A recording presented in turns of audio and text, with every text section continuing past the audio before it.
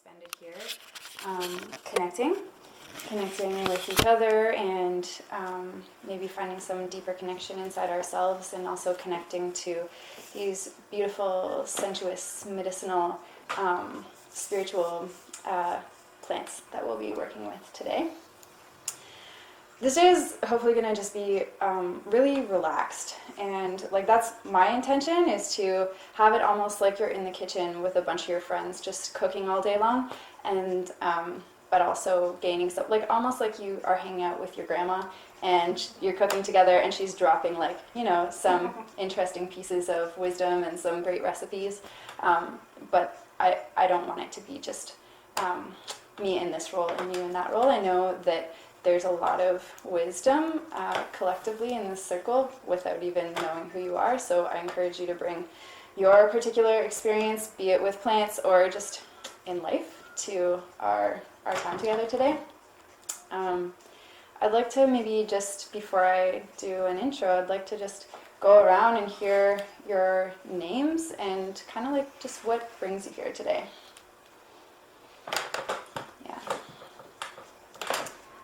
So my name is Reed. I work part-time at the Humber Arboretum, and also at a raw vegan restaurant in Markham. I went to school at the University of Waterloo for environmental studies, and did the co-op program there, and kind of realized that, like, through that and through getting jobs and stuff, that I love outdoor education. I worked at Durham Forest for 3 years. Oh, cool. And loved it there. So I'm kind of pursuing those kind of routes and looking to increase any naturalist skills, and this just seemed like something that would be really interesting to me and also really helpful. So, sweet. Well, welcome. Thanks. So my name is Joel, and what brought me here was I have a kinship to learning more about the natural world, which was, I suppose, brought on initially by being a child, but secondly, from my more recent experience at the Institute of Holistic Nutrition, where part of that program was learning about herbal medicine. And since I've delved into that world, I just kind of like explored of my own accord to learn how things work, how they impact us, and really, which is just about developing a more intimate relationship with ourselves, as I found with everything in life. But plants really do offer an aid in that realm. So I came here to experience more of that and to broaden my girth of understanding of the plant kingdom. Awesome.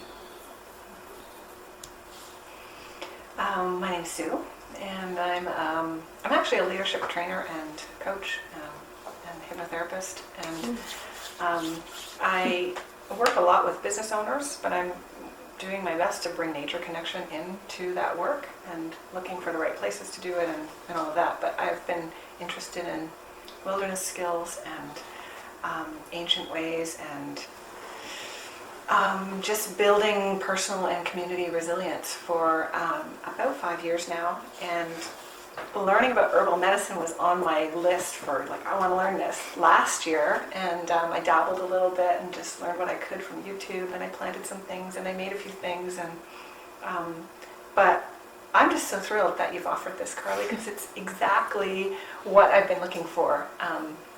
Doing a little workshop at Headwaters or a gathering or something like that is not enough. So I'm really excited to be here. So thank you. Thank you. Thank you. My name's Emily.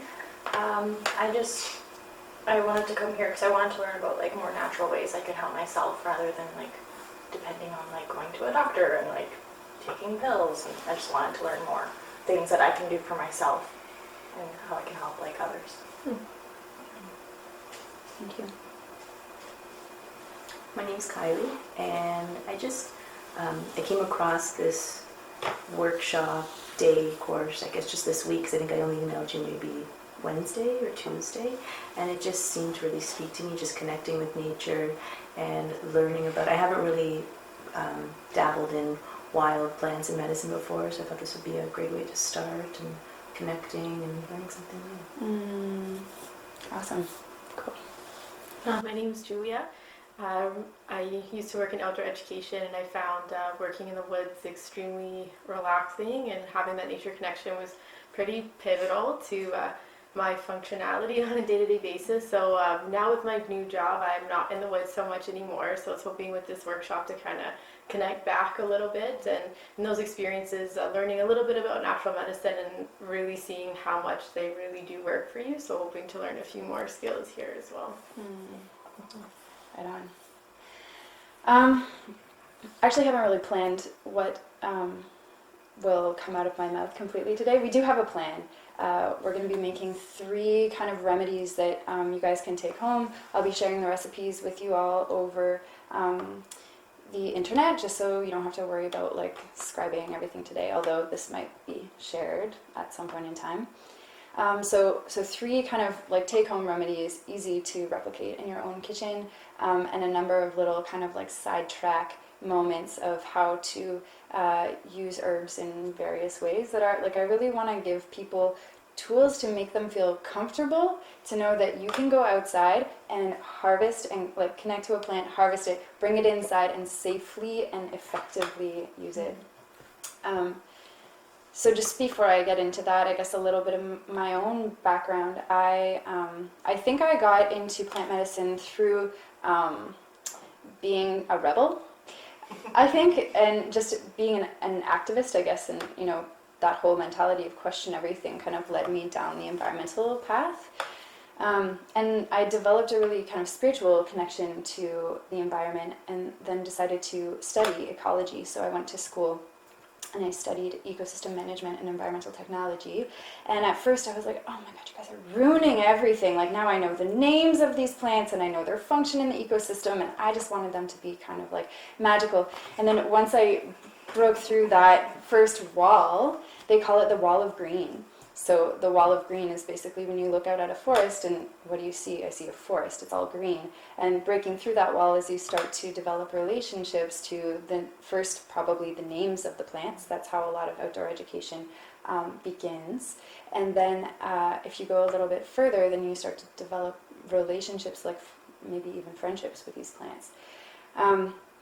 And so while I was working away at Fleming College, I realized that I was an environmentalist, but I spent all of my time, you know, in front of a computer. And so my friends and I were like, we need to change this, because this is just really, you know, hypocritical. And so we started to seek out people that had skills in connecting to nature, and I met Skeet Sutherland, who runs Sticks and Stones Wilderness School, him and his family have become really good friends since then. Also Chris Gilmore and Laura Gilmore, who run Muskoka Botanicals up in Huntsville, and started to really seek out people to help me get past my understanding of nature to help develop an actual relationship to it. So since then I've studied with Rosemary Gladstar, who is an amazing like witchy folk herbalist. I have one of her books on the table there, and I highly recommend her like beginner's herbalist course. It's an online training course, and it's like really, it's like littered with like beautiful stories, and she's such a sweet magical woman, but it really helps people like just, you know, get it out of their head and into the kitchen and into their bodies. So there are so many different ways to work with plants, and so many different teachers that bring their own flavor to their teaching. And I encourage you, if you're on a journey to work with plants, to seek out all of those teachers. Like I have teachers that are, you know, heavily like research based, and they're really clinical herbalists, and they're super gifted at kind of mining the medical industry for research that has been done on herbs, and then bringing that to their practice and applying it to the way they work with their patients. I have teachers that are super just folk herbalists, and I would resonate with that myself, which is like working with plant medicine is our birthright, and it's been passed down from generation to generation to generation, and it's only been in the last little while that we've kind of farmed out our health to the medical system. And by taking back simple remedies, like just the simplest thing, like, you know, apple cider vinegar and onions, you know, using rosemary in like, you know, a soup where you might have just used a chicken broth. Simple things like that, for me, that's like reclaiming my own power. And in doing so, I'm deepening my connection to my food, to the world around me, into myself and my love of myself. So today, what I would really like to focus on is connecting to the plants. So I want to taste them. I want to cover you in them. I want you guys to smell them. I want you to feel in your body which plants resonate with you and which plants don't. Because we are like the ultimate litmus test. We are the ultimate kind of pendulum that can tell us, what we need and what we don't need. And there's so much information in books. And I can recommend hundreds of books that are going to be amazing for you. But we are smarter than all of those books. And so I thought we could start off today by a little like tea party / taste test. So I would invite you to grab one of these. They're popping because I washed them this morning. I actually just bought them yesterday. Oh, you're so cute. I know. So my teacher, Rosemary Gladstar, has like a set of 40 of these, and I've always wanted them for situations just like this. Really cute. I know.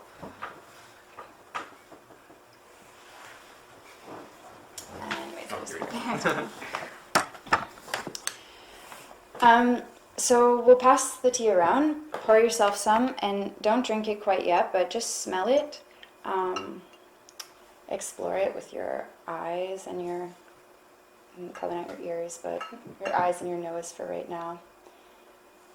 No, you could see if it sizzles. You know if it was fermented.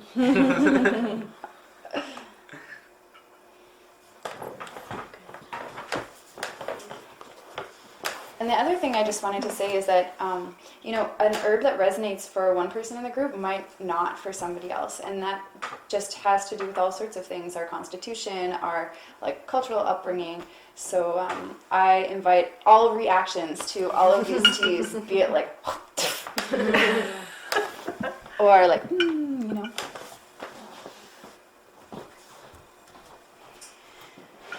So as you drink it, just allow it to kind of swish in your mouth, maybe even close your eyes. Maybe there'll be some images that come up in your mind. Earthy, mucilaginous. Okay, cool. I feel like it's a root. Nice. Very good. What else is happening for people? Any like emotional reactions or? Yeah, comfort. Yeah. Comfort, warm, like It, like a blanket. it does taste familiar in a way. But I don't know Yeah. what it is. Makes me feel like my insides are bathing in mud.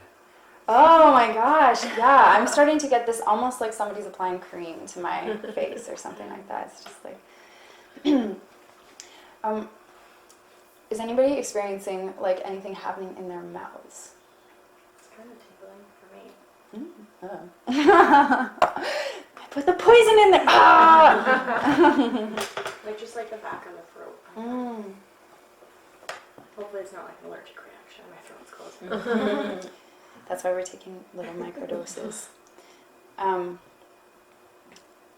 So would you say that your mouth has become more salivous? Is that salivular? No. Drier. Drier. Okay, interesting. Like mine feels coated. Yeah. Like there's just a layer of something silky. So this is an herb, and like Joelle said, it's mucilaginous, and it's also sweet in flavor. And one thing I just wanted to do before we start working with the plants is you can tell a lot about the medicine of a plant just by tasting a little bit of it. And so this is, even as you're exploring plants, on your own out in the wilderness, tasting a little tiny bit of it can tell you a lot about what it will do internally. So if a plant is mucilaginous, usually it makes you salivate a little bit. And what it's doing is it's drawing moisture and like replenishing moisture to the mucous membrane that lines our entire insides of our body. So down our throat, into our stomach, into our intestines, also in our urinary tract and our like rectum and that kind of thing. So this medicine, not only is it doing that in our mouth, but it's bringing moisture and soothing our entire mucous membrane. So it makes sense to me that you're feeling, these feelings of comfort because it's like coating and it's soothing. And so it's marshmallow root, and this is a local herb. It's called well, marshmallows are named after marshmallow root because originally the root of this was used to make a sweet candy that tastes absolutely nothing like marshmallows, but whatever. Mainstream candy industry, you know.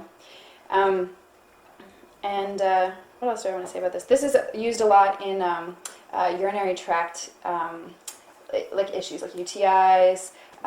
So if there's like a rawness, often we're giving ourselves kind of antibacterial herbs, which are even more like drying and painful. So this is used in a lot of those formulas to help bring like the soothing to that area. Also, if you have like a really dry sore throat, amazing herb, and it's a root. So yeah. Can I see the Yeah, totally. Do you grow it or do you buy it? Like, how does it go from what does it look like to looking like that? So it grows wild. There's a number of different mallows. It looks like hollyhock, if you guys know that plant, or hibiscus, because it's in the same family. It has a pink flower, 5 petals, and you can look up herbs in these books here. And you harvest the root. Good times to harvest the root is when you would typically imagine all the energy being in the root. So when you're harvesting plants, you're looking to harvest, because all the different parts of the plants can have medicine or like edible components to them. So you're mapping them, and then in the particular time of year where the energy is in that part of the plant, that's when you harvest it. And that's kind of a complicated way to say, like, you know, when the plant's growing leaves and it's putting its energy into the leaves, that's the time to harvest the leaves. And you don't harvest leaves after it's flowered, because all of the energy has then gone from the leaves, which are the purpose of the leaves, and then put into the flower. So you harvest the flowers, obviously, when they're in bloom. And then if it's a fruit or a seed, you would harvest that as it's ripe. And then at the end of the season, the energy goes back and it's stored in the root over the winter, especially if it's a like perennial or biennial plant. So that's when you would harvest the root of the marshmallow. Can you harvest it, and does it, like, can you dry it so that it stays for like weeks, or is it something that you need to use right away? Oh, totally. So you would harvest it, wash it, and then dry it. When you're drying herbs, you dry it in a dark, well-ventilated area. I use my dehydrator, so I have a dehydrator over there, and that's where I dehydrate my herbs on a relatively low setting. Yeah, and then I store them in glass jars. So you want to make sure that, especially for roots, like all of the moisture has been removed. If there's any moisture left, it will like find its way out of the root and then start to rot the root. So I store mine in glass jars, and then I store it out of the sun in a cupboard. Very cool. There's also, you can store the root whole, you can chop it up. If you go to like Chinese medicine places or like Oceans in Brampton, I spent like 3 hours there yesterday because there's so much medicine there from all these different cultures. And in Asian cultures, they like slice it in these beautiful fine like strips, and they dehydrate it like that. And then you go to the like Chinese medicine store and it looks like candy in all of these jars. Every herbalist will have a different like special way of doing things, so I encourage you to like use your intuition, what feels good. If you harvest an herb and you know you've had it for a long time, use your intuition to decide whether it's time to throw that herb out or not. Typically, roots will store for years, but you know, depending on the conditions, if there's a lot of sunlight hitting it, the medicine can deteriorate. So let's do this one. You might know already just by smelling it what it is. Yeah. If you don't want to finish the whole thing of tea, let me know, or you can just pour it into one of the cups there, and we can get rid of it that way. All right, what's happening? Spicy. Yeah. Yeah. Fire, yeah. Sweetness as well. Okay. It feels like things are opening up a little bit. So it feels like automatically just opening, like in the throat and the palate, like yeah, opening. Tangy. It's like a, I don't even know how to describe it, like a sharpness. Astringency. Is there more? Okay. I think I was just trying to find the herbal word for what you described. Maybe pungency? Yeah. Pungency, that's how they usually describe like that fiery kind of tingle. When I serve this plant, I feel like it enters the room with the tea. It's like, hey, it's that person at the party that's like, what's up, everybody? I'm in the house.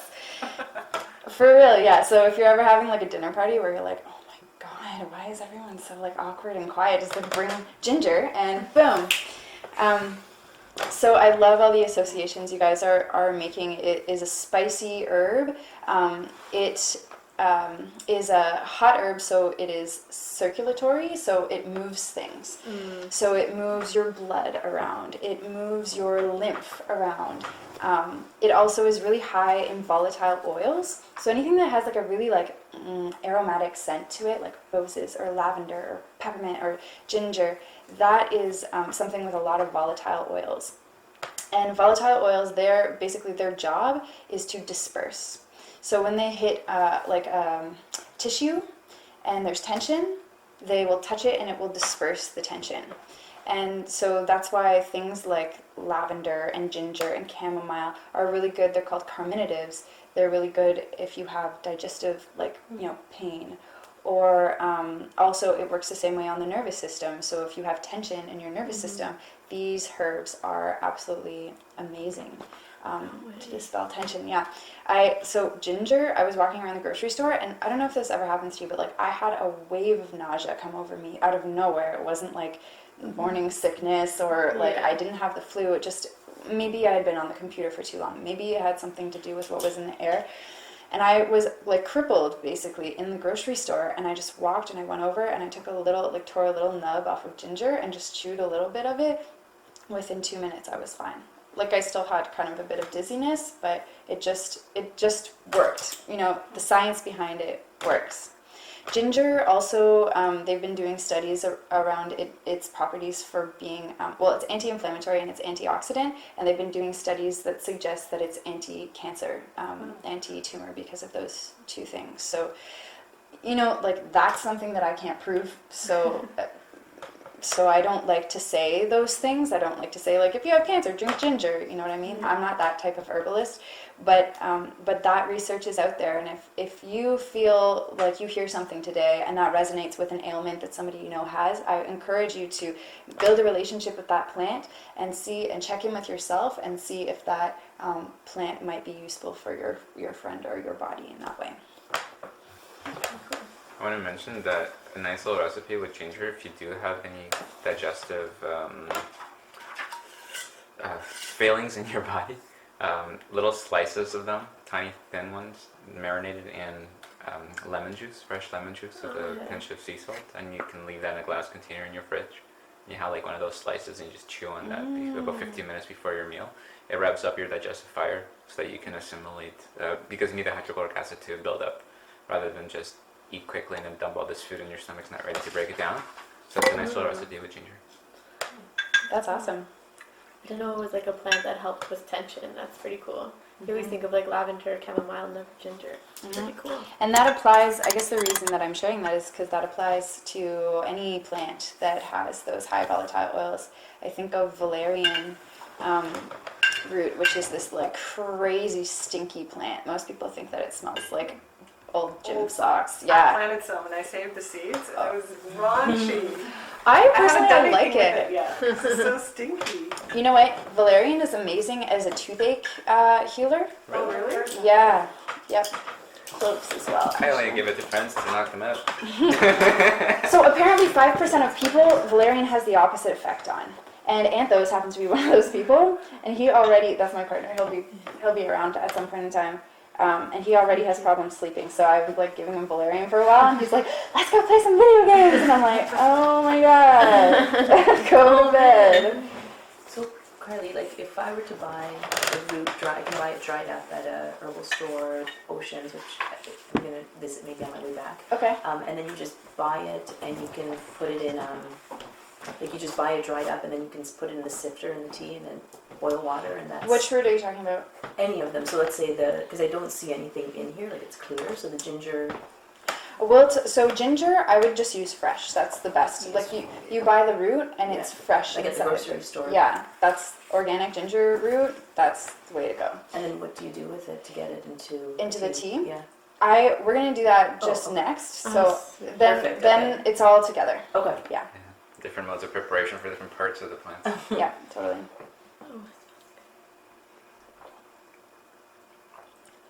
Yeah, I don't know why people don't use this tea more often, like just as a straight, almost like a replacement for a black or a green tea, because it's so medicinal, and it is so the like subtle flavors are so beautiful.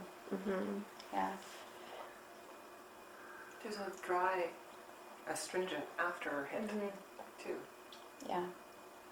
So your mouth feels dry after you've swallowed. Yeah. It's interesting. I feel the opposite. Just like I felt the opposite for the females.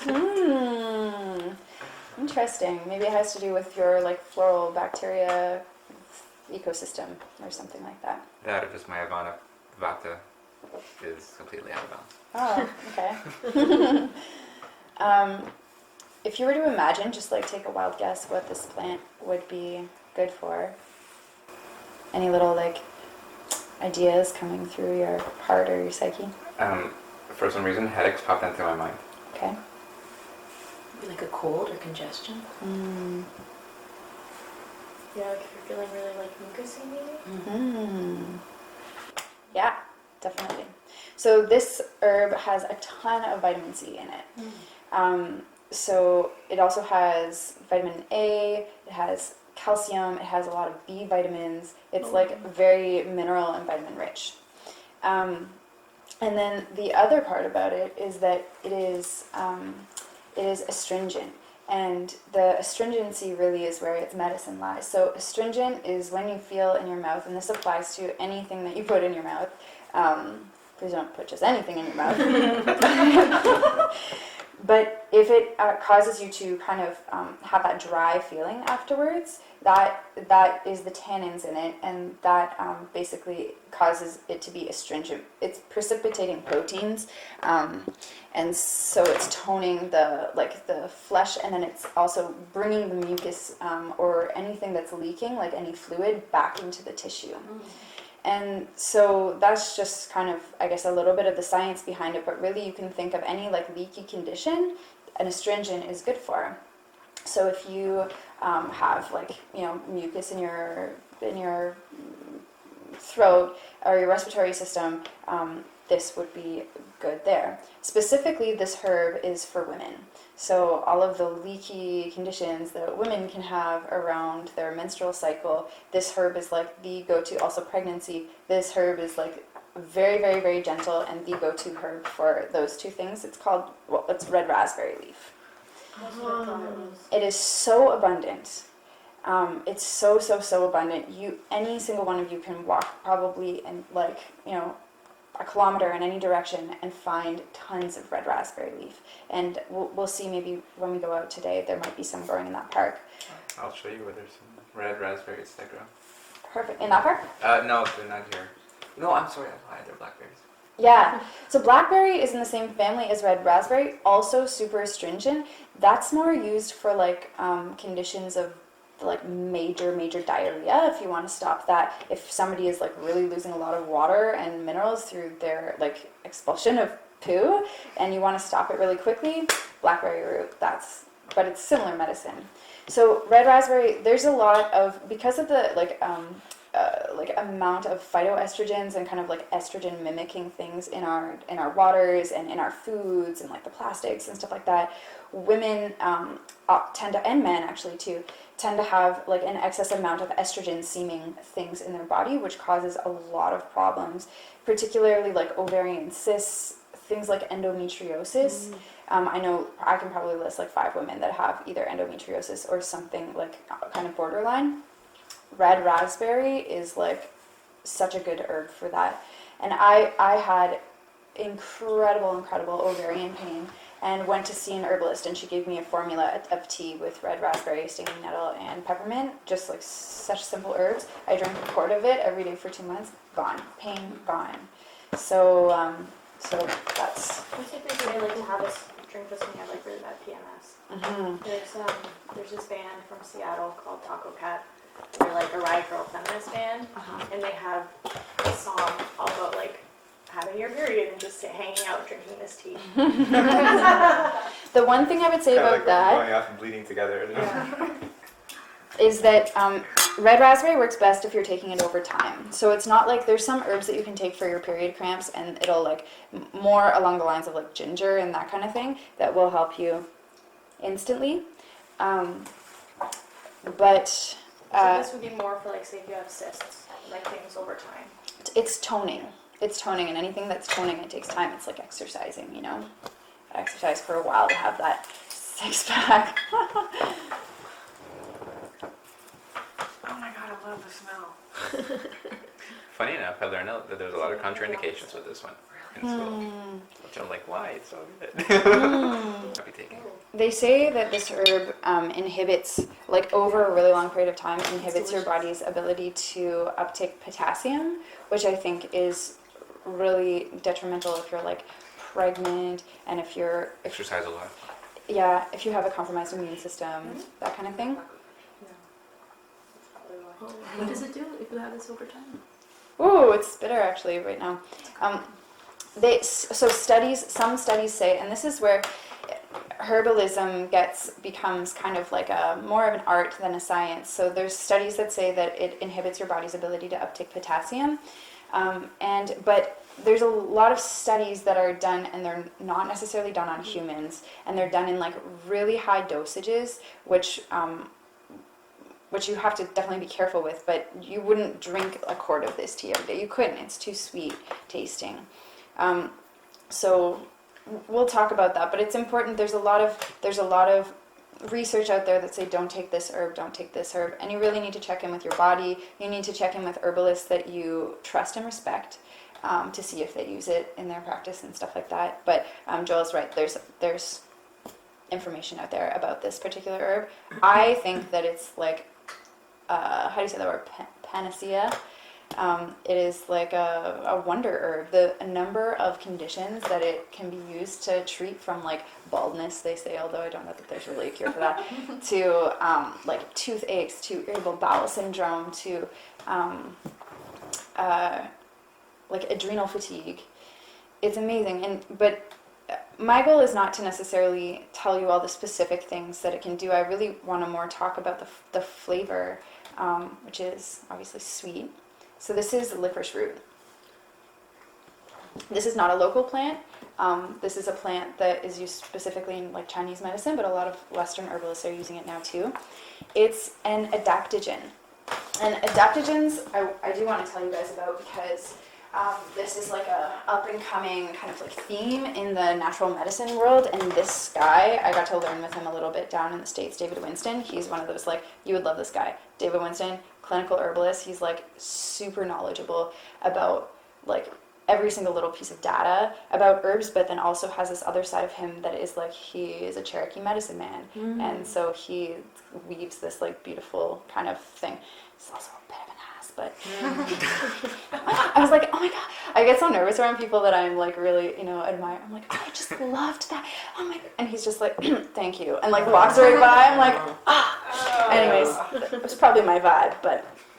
So anyways, adaptogens people are getting really excited about adaptogens. So basically, to be an adaptogen, you're an herb that helps your body to adapt to stress in a very general sense. So you're not a specific, you're not like a heart medicine, you're not a nervous system medicine, you're not a medicine for your brain. You're a medicine that is like really powerful for your overall health. You support the function of your adrenal glands, which is like a major player in stress response. You support the healthy functioning of your organs, like in general, and a healthy immune system. So adaptogens have been used forever, from traditional peoples forever. But in the 60s, I think, the Russian government was looking for herbs to create a strong army. So they were seeking out herbs that were made you really good at handling a lot of stress, made your energy very, very vital, and made your endurance, improved your endurance. And so they started coining the term adaptogens, and then it's been since adopted by Western herbalism. They must have harbored all the good ginseng then. Yes, hence why it's going in danger. Well, they really got into Siberian ginseng. These balls, actually, which you're welcome to. This is a way that I wanted to share with you to use herbs just in your household, which maybe you have people in your life that won't eat anything unless it tastes good, like I do. And you have to sneak like medicine into different formats. And so this, I'll be sharing the recipe with you guys online. It's a recipe that I adapted from Rosemary Gladstar. She calls them pills, and I call them AdaptoBalls. So because there's a bunch of adaptogens in them. Basically, the base is tahini and peanut butter, or almond butter and honey, and then powdered herbs. So I've put Siberian ginseng, I've put burdock root, I've put, and then you can add, like, I have chia and hemp seeds and flax seeds in there, but you can also put like goji berries or, whatever, and you just stir it all up. I add some cocoa powder, and then boom, you have a shot of adaptogen medicine that's going to help improve your stress response for the day. So it helps with stress and energy levels as well. Yes. So this is licorice root. Is there other teas as well that do similar things? Yes. Lots. Yeah. Because of, I wish I could remember the name. You know how they're like those companies that are like the pyramid structure? This is, I don't know if you've heard, it has like greens, the ones that has like the wraps. I don't know if you know what that company is. Remember? Yes. They have like a powder or supplements now. Herbal Magic? No. I know My cousin is- Isogenics has adaptogens in all their stuff now. Yeah. It's an MLM. Oh, my mother-in-law is obsessed with isogenics. So it's something They're all like about that. adaptogens now. There's something like that, but yeah, there's like an adaptogen supplement. So that's so interesting because I was looking at it because my issues are generally around like anxiety and stress response. So I wasn't sure because like I don't know what was in it. Like they didn't list the ingredients, but this is like an even better way because it's way more natural. So You know that's exactly really cool. what it is. Yeah, Can you try one? yeah. Please, yeah, I have a bunch of snacks I'll put out, eat whenever, whatever. Yeah. I will Like- put a caveat before you eat it. If we're going to be doing more sampling, this is coming from someone who has a very Oh, wait. well-endowed palate. It will affect your experience of the medicine. Okay, let's do one last one. Okay. Okay, so this, you're just going to take the water and put like a little tiny bit of water in the bottom of your cup. And then you're going to, yep, Can I just put this in the cup for? sure, yeah, Put it on. yeah. And then you're going to keep this wrapped in its disguise and take, try to take a dropper full. So if you don't get a full 1 milliliter, you can go back for a little bit more. And you're going to just put that in your cup with a tiny bit of water. That'll be perfect before this ball. Or you didn't. Sip it, let it at least touch your tongue. Yeah. Or if you drink it straight like I do, it'll stay on your tongue. Used to just. It is actually, if you wanted to try it again and get the full experience, I usually just take it as a tincture in my mouth, but it's because it's alcohol based, it can be a bit strong. So you don't like it? What does it taste like to you? I was gonna say dirt or mud, but that would actually be better. Yeah. What this tastes like. No. Yeah. Yeah, it's like really. So it's bitters. The flavor is bitter, and mixed with water you can't taste it as much, but this is just like kind of a bitters blend from an herb company from Ontario. So bitter is a really, really important flavor, and it's a flavor that we don't get in our modern diet very much at all. Ancestrally, our people would have been eating just tons of bitters because of all the leafy greens. But even the leafy greens that we eat have kind of been, like the bitter has almost been bred out of them to become more palatable. And so bitter is one of the most important flavors because what it does in the body is that it preps your digestive system to digest food. And so in some like European traditions, they have like little apéritif, like bitters, little like alcohol bitters that you would take as a shot before you eat. Oh yeah, yeah. Italian people, Yeah, I was just French thinking. people, Like yeah, that's right. and that's why it's to prep your digestive system with bile, with hydrochloric acid, with digestive enzymes. It's like priming it. The other thing that it does is that it helps crave sugar cravings, or helps curb sugar cravings. So I have found this to be effective, but I like sugar too much to really go full on at it. Basically, if you're trying to get off sugar and you're noticing yourself have a sugar craving, you take a tincture full of bitters, and within a couple minutes, your sugar craving has like significantly subsided. I wonder, could it be because it tells all those yeasts and some pathogenic bacteria to scoot? Maybe, yeah. Because I was looking at the list of ingredients there, and all of those, many of those would be used in a decoction for treating parasites and bacterial overgrowth and yeast and things like that. So wouldn't take it with probiotics. Interesting. Yeah, I don't know exactly. No. It would just kill them. Yeah. So there you go. Flavors of herbs. We're probably gonna move into the kitchen, and yeah, have a snack. To see what that experience is like. Definitely have a snack. What holds it together? Like the peanut butter probably?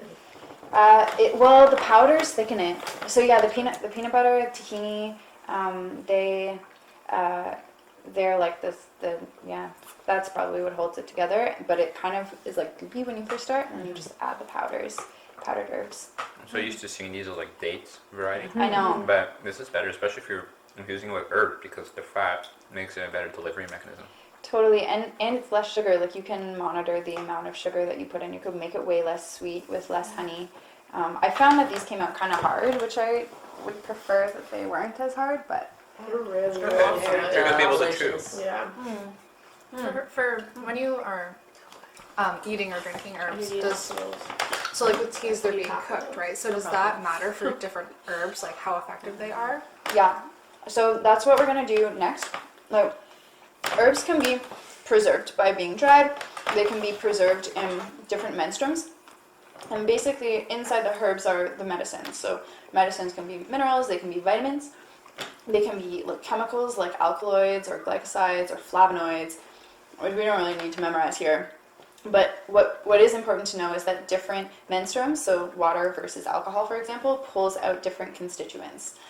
And so if you are trying to get minerals and vitamins, or flavonoids, which are like antioxidants, you would want to do a tea.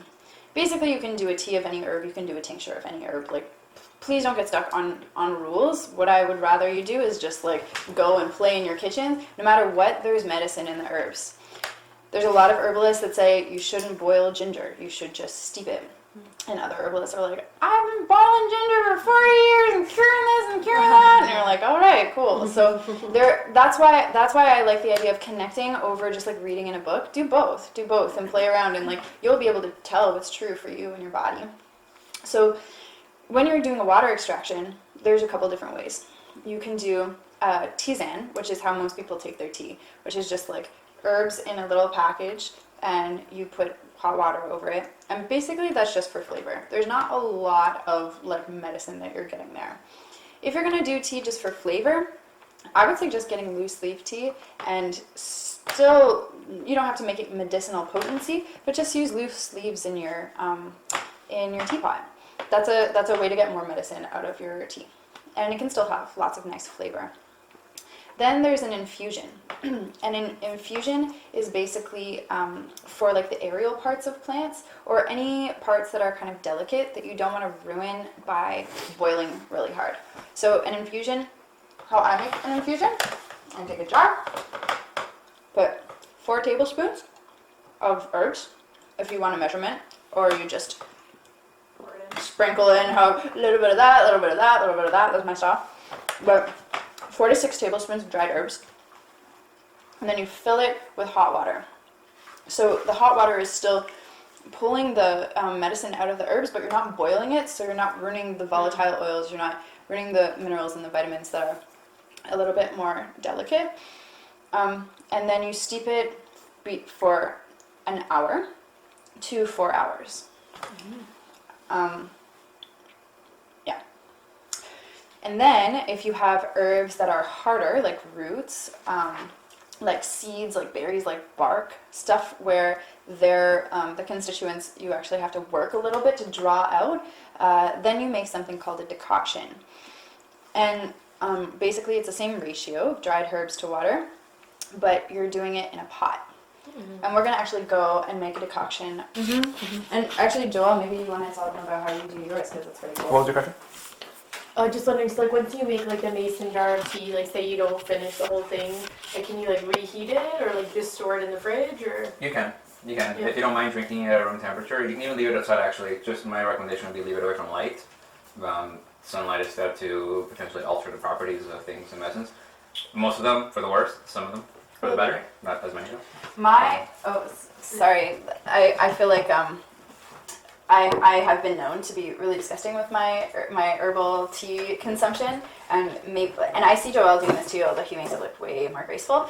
But so I'll put herbs in my jar and I'll steep it and I'll let it sit like overnight or for 4 hours or something like that. And then instead of straining it, I just drink it and I strain it with my teeth. And then you get herbs in your So teeth. pretty after. And the kids that I work with are like, ew, did that come from the swamp? But then you can go back and add more water to it, and then you get a second infusion. And Joelle was actually telling me that there's different constituents that come out at each infusion. So I think that's So you can do it up to 3. okay. That's cool. I know my mother-in-law is Chinese, and they have like a long-standing culture of tea, just like etiquette, and they'll steep their tea like 5 times, and it's like basically water at the end of it. And I'm like, ew, but now I know that there's just different constituents that are coming out. And how can you leave it on the counter for? Like you can just stay for. I noticed by smell. So when there's this, you sense that it's kind of like churning. Like there's no longer any niceness to it when you smell it, and it feels like there's a little bit of raunchiness. That's when it's done. So I've had something go as long as 3 days is the longest I've used the same amount, and then that's how long it took for the smell to actually calm and be like, okay, that's not good anymore. So again, you listen, you know when it's time to throw it out. And obviously after 3 days, there's not much being extracted, so I would add a little bit more of something else and change it up. It's like an ecosystem that you're growing. Yeah. Yeah. So you totally play with it. I don't know if she knows. That's cool. So I think I'll get maybe one person to start preparing this recipe in this pot over here. I think all the herbs are over here. Does anybody feel called to do that? Just herbs in the pot. Sure. Yeah? Yep. Okay, cool. And I would like to talk a little bit about it while you're doing it. Okay, so Sue is preparing a decoction. Basically, the herbs that we're using in this blend are mostly roots or bark or seeds. And so they're extracted best through decocting them. Same deal, basically it's 4 to 6 teaspoons of dried herbs. It changes when you have fresh herbs, you add more. To a quart of water, 4 cups of water. And when you're making a decoction, basically you bring the water temperature up to a boil, because that's how I've always been taught. You want to like break through that first layer, that first like hard layer. I don't know if that's actual science, but that's kind of how I think of it. And then you bring it down to a simmer. And then you simmer it for like on very low for a really long time. This recipe actually says to simmer it for 3 hours, which I find a little bit excessive, but that's what she says. So, and she's Rosemary Gladstar, so she has my vote. Okay, so this recipe is called Kava chai. And Kava is a traditional herb from the Pacific Islands. And I know I said that most of these herbs would be local, but Kava is easy enough to find. It actually was illegal for a little bit in Canada, which makes it all the more exciting to me. Yeah, illegal herbs! So traditionally in the Pacific Islands, how they would extract the Kava lactones is like you don't need to remember that, but that's the constituent that makes this herb so amazing, is that they would have the virgins chew the herb, and it begins the digestive process with their enzymes in their mouth, and then they spit it back out, and then they make the brew from that. We use fat instead, so we'll be adding coconut oil as our fat today, and that will help extract those constituents. Also, it's hard to find virgins. Just kidding. So, Kava is known as a connecting herb. So it connects people to each other, connects people to themselves. It was used if people wanted to connect to plants, and it is like literally the only thing that I've found that has made me feel slightly drunk since I quit drinking. So it like really has this opening, like dilating, like vasodilating property to it, but it gets into your belly and it like relaxes you, and it literally makes you laugh. Like we were drinking it last night and we were writing songs about Anthos's mom, like dancing around the house. And so people would say that they would use it like traditionally in the Pacific Islands if you were having a family quarrel or something like that. If you just couldn't get to a resolution, you could drink Kava, and if you had Kava in your heart, then you were able to connect to people better. So we'll be brewing this, and we'll taste it later when we come back in from our walk outside. And I wouldn't recommend having more than like 2 cups of it, and then driving or anything like that. It's not really like that. But for people who don't partake in alcohol specifically, I'm thinking of like over the holidays. You know, there's so much, and trust me, I'm all for drinking wine and stuff like that too. But just right now, I'm on a fast, so I'm like, this is my lifeline over the holidays. And then, because Kava is not like the most particularly delicious tasting herb, we add other herbs to make it taste good. So like when you're working with your family or friends where you're serving them herbs, they will be more compliant if you make your blends actually taste good. And I know this from experience at my own house. Like basically people will just spit stuff out if it tastes like medicine as opposed to like delicious tea. So basically the recipe is a traditional chai blend, and I would encourage you to do this with any roots that you're exploring, because it's a familiar taste. The herbs in chai are very warming. It's like great for the winter season. There's circulatory herbs. They're also herbs for your digestive system, and I'm thinking in that like cold winter season where we don't go out as much, we're not as active for some of us, it's important to still have things that are moving our fluids through us, because otherwise we stagnate. And then we get those like really cold, sullen white faces from just watching Netflix and not going outside. I know that very well. So. Is this cinnamon chips? Yes, I like the chips best because I feel like the powder can lose its volatile oils really quickly. So the cinnamon chips are like just a bit hardier. Same with ginger. I prefer, like, you can get powdered ginger, and that's great. And actually, I put a little bit of powdered ginger in here too, because it adds a little bit of a different flavor. But I like to use regular ginger, like this kind of ginger, the root. So if you don't know, I will be sending this recipe out as well, but the general chai recipe is cinnamon, cardamom, ginger, cloves. Okay, if that's enough. That's nettle. I'll just wipe that out. Black pepper. And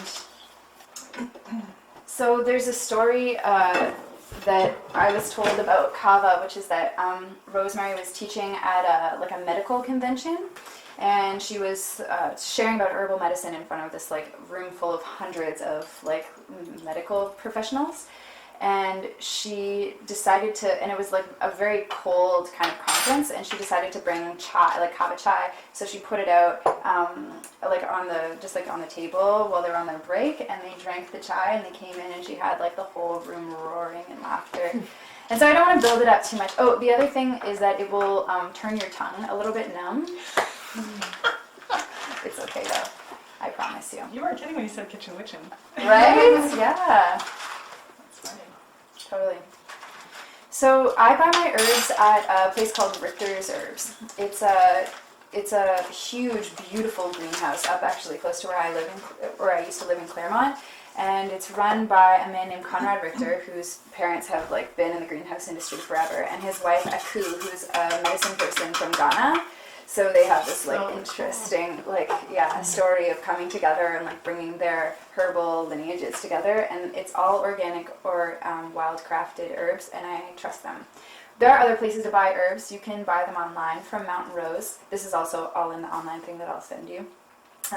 And you can buy them from like any number of herbal apothecaries in the city, around town, and I would just like the problem sometimes is that herbs, depending on where they're coming from, they can be irradiated on their way into Canada, and so you can never totally tell if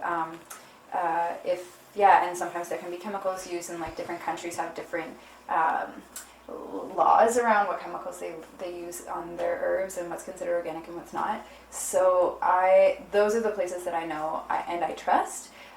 Also, obviously, going out and wildcrafting them yourself.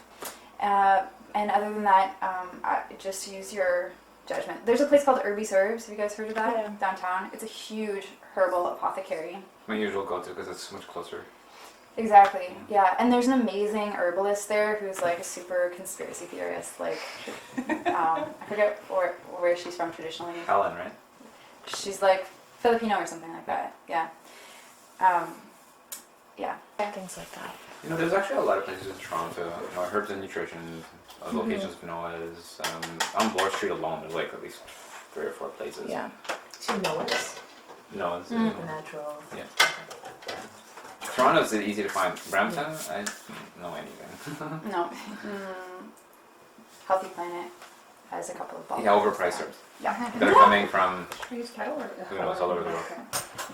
There's just a couple of other things that I want to start before we break that will take a while. Does anybody need anything? Any more AdaptoBalls or tea or water or anything?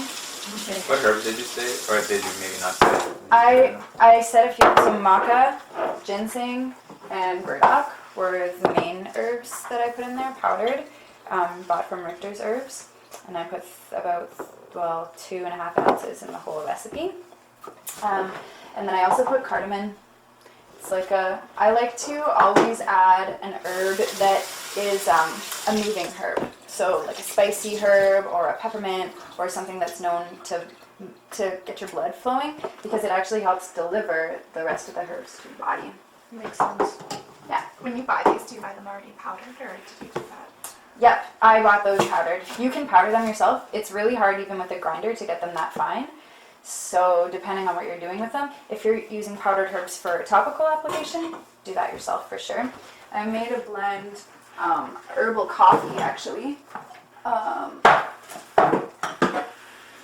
that I powdered myself, but I have to use a strainer with it because maybe I just wasn't patient Lots of enough. volatile oils in there. Yeah? You can see them lift up. That's not just Yeah. powder, that's the oils. Smells good. That's so dandelion and burdock that I harvested wild, and then I dried them and roasted them in my oven. That's nice. And Makeshift coffee. chicory root and guarana. Okay. Guarana is like a really, really stimulating herb, so you have to be careful with it. Is it did you copy the recipe from that? It's a dandy blend that they make their coffee alternative with their coffee? Dandy blend is the best. Dandy blend is better than mine. Was for that sure. the one in the packet? Like, okay. It's delicious. It is really good. That smells amazing. Oh But yeah, it's amazing too. it's pretty good. We can brew some up later if you guys want to taste it. So is there Yeah. caffeine in this then, or is it just meant to be kind of similar to coffee? Guarana is stimulating in the same way caffeine is. I actually think guarana has caffeine in it, but it is yeah. Like when it breaks down, it breaks into the caffeine molecule. Oh, cool. How'd you know that? I did for college, I did a research paper on caffeine.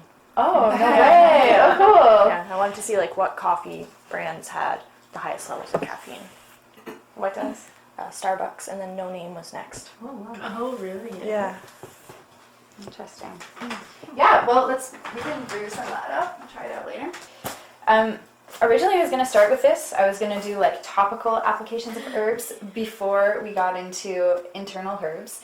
But I thought that tasting them would give us a way to talk about them so that we had kind of a baseline before we moved on. So there are like literally hundreds of ways that you can put herbs on your body, and all have different like pros and cons. Generally, I personally use like salves or creams or liniments. But before we do that, I kind of want to talk about this thing called the poultice. And maybe a lot of people know about poultices because they're, especially in the outdoor education world, there's these awesome things called spit poultices, which are like the most primitive form, I think, of using herbs basically on your body, and so effective.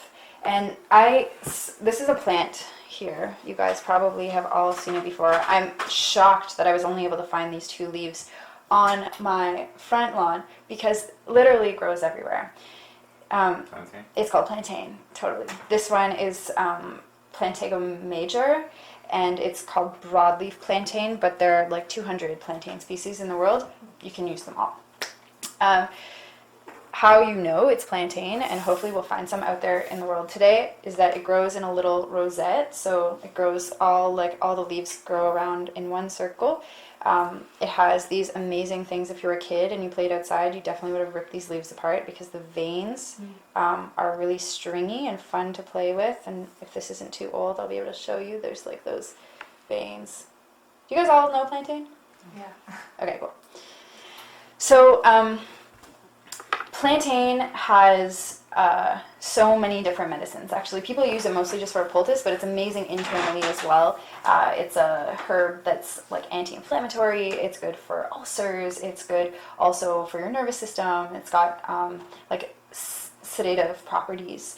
But today, basically, the thing that I love about plantain is that it has drying properties. So if you were to get a bug bite, particularly a bee sting, I shit you not, this is the absolute best thing that you can put on your bee sting. So basically, to make a poultice, you take the leaves. Usually they're much more greener and appetizing looking, so we probably won't do this today. Chew them up. If you feel like that's too gross, you can like pound them up somehow or mix them up with water until they're like a fine paste. I'm just doing it. Dog pee, whatever. Also, you're intaking some of the herbs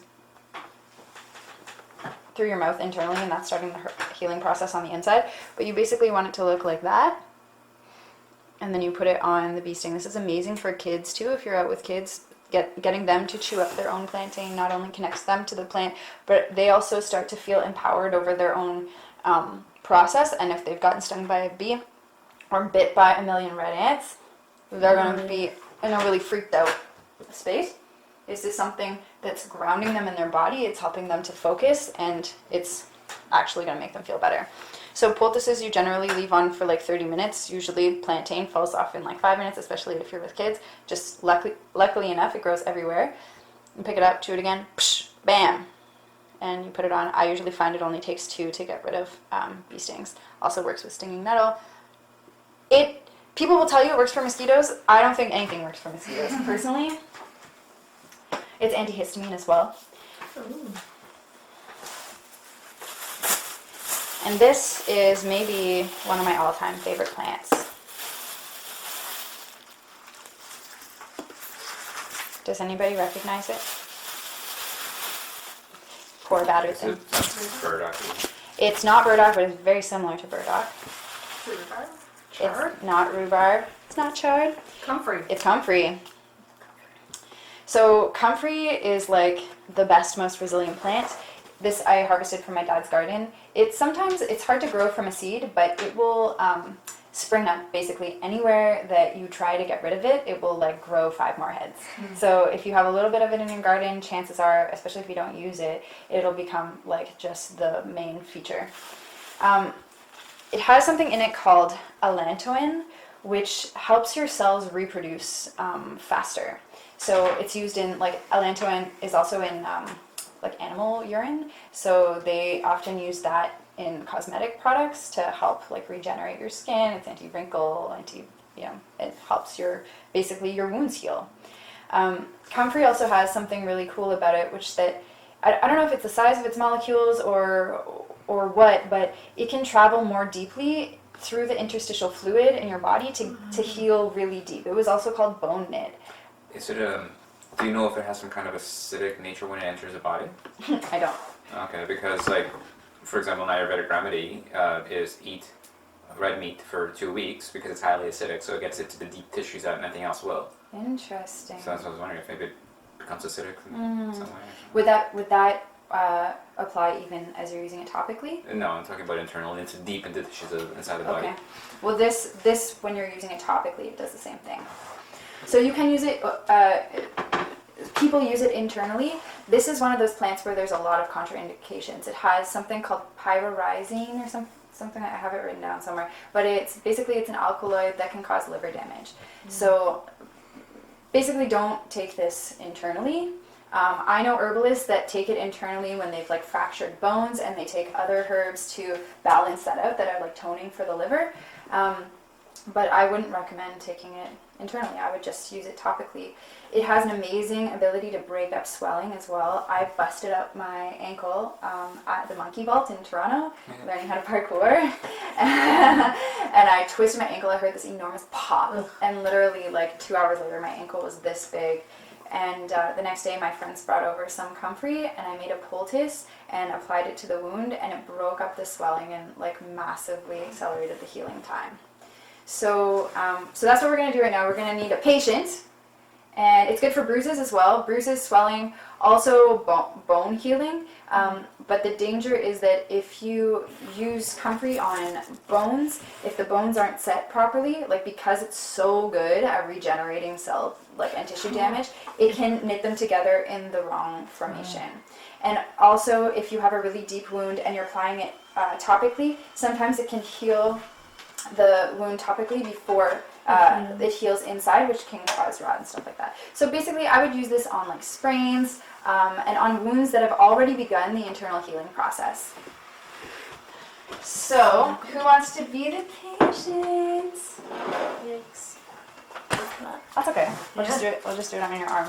Yeah. So you can make poultices with dried herbs. That's totally fine and great. I just happen to have Comfrey in my garden, so I grabbed that. You definitely want to add something mucilaginous. Comfrey happens to be really mucilaginous, but the mucilage helps just soothe the inflammation. So some people add flax seeds to their poultice. Oh, wow. So if you're trying to heal like maybe something that you've had stitches in or something like that, and there's still a little bit of an open wound or a cut or something like that, you want to put gauze covering the cut, because you don't want plant tissue or plant fibers to get into your cut. But you don't, when you remove the gauze, you don't want to wipe it off, because you want all of the plant juice to stay and dry over top of your cut, so that it continues to work its magic. Is it good for scarring or no? I don't know. I know herbs that are good for scarring. I don't know if this is. Probably it's good for like to preempt a scarring scenario. So if you had a wound and you put it on, it would help it heal like more fully, so you don't get a scar. I don't know that it would be good to clear up scar tissue. So 2 things that you want with your poultice is heat and water. Your skin is naturally water resistant, so basically you need to get it wet first in order for it to actually intake the herbs properly. I think it has something to do with osmosis, but I'm not a scientist. It's the bilipid layer. So the outside is hydrophobic, and then the inside is hydrophilic. Okay. And so fats can pass through the cell membranes, but not water. Okay. So you want to use as much boiling water to make the preparation moist, but you don't want it to be dripping wet. I've learned this the hard way, where I've given poultice to my poor friend, and then it's dripping down. He's like, Nadim, did you ever meet Nadim? So when you use a poultice, basically you probably just don't even want the person to walk. You can apply it for 30 to 45 minutes and then take it off. And you do that 2 or 3 times a day, and that's fine. It's not something that you're going to keep on the whole time, because it'll dry out and it'll lose its warmness, and yeah. So Julia, I'll get you to come on over here. Put your arm just like that. Okay, so here's her cut. Oh my God, what happened? And you want to use as little, as thin a layer of gauze as you can, because you want as much of the herbs to get through as possible. And you want to use it as hot as you can, but obviously not scalding, because you don't want to hurt the person.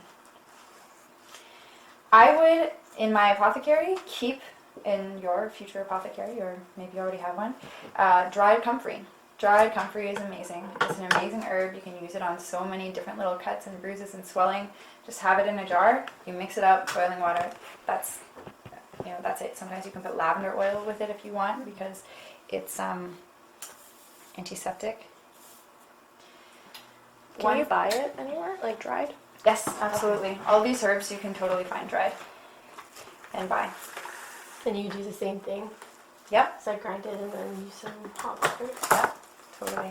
If you're doing like something long term, I would mix it with other things. I would do comfrey and a little bit of plantain and maybe some lavender. You can get really creative. And one thing I just really want to impress upon you guys is like, use your intuition. Like my favorite thing about working with herbs is when people come over and they're like, I'm feeling like this. And I'm like, oh, amazing. There's so many herbs for like stress, for example. So I'll pull a bunch of them out and we'll look at them and I'll get them to hold them and be like, okay, do you like this one? Smell it. What do you think? And then we make an herb blend like that. So it's like based on our knowledge, right? Like we researched what herbs are good for the nervous system, but then we're also working in the magic. So you want the herbs to cover the entire scarred area. Is that too hot? It's okay. It's okay? Are you sure? Yeah. Okay. And then to keep in the moisture and keep in the heat, we use a little bit of saran wrap. And if you don't have that, that's okay. You just use another piece of gauze or a towel or something like that if you're out in the middle of the woods. Use your grandpa's old shirt.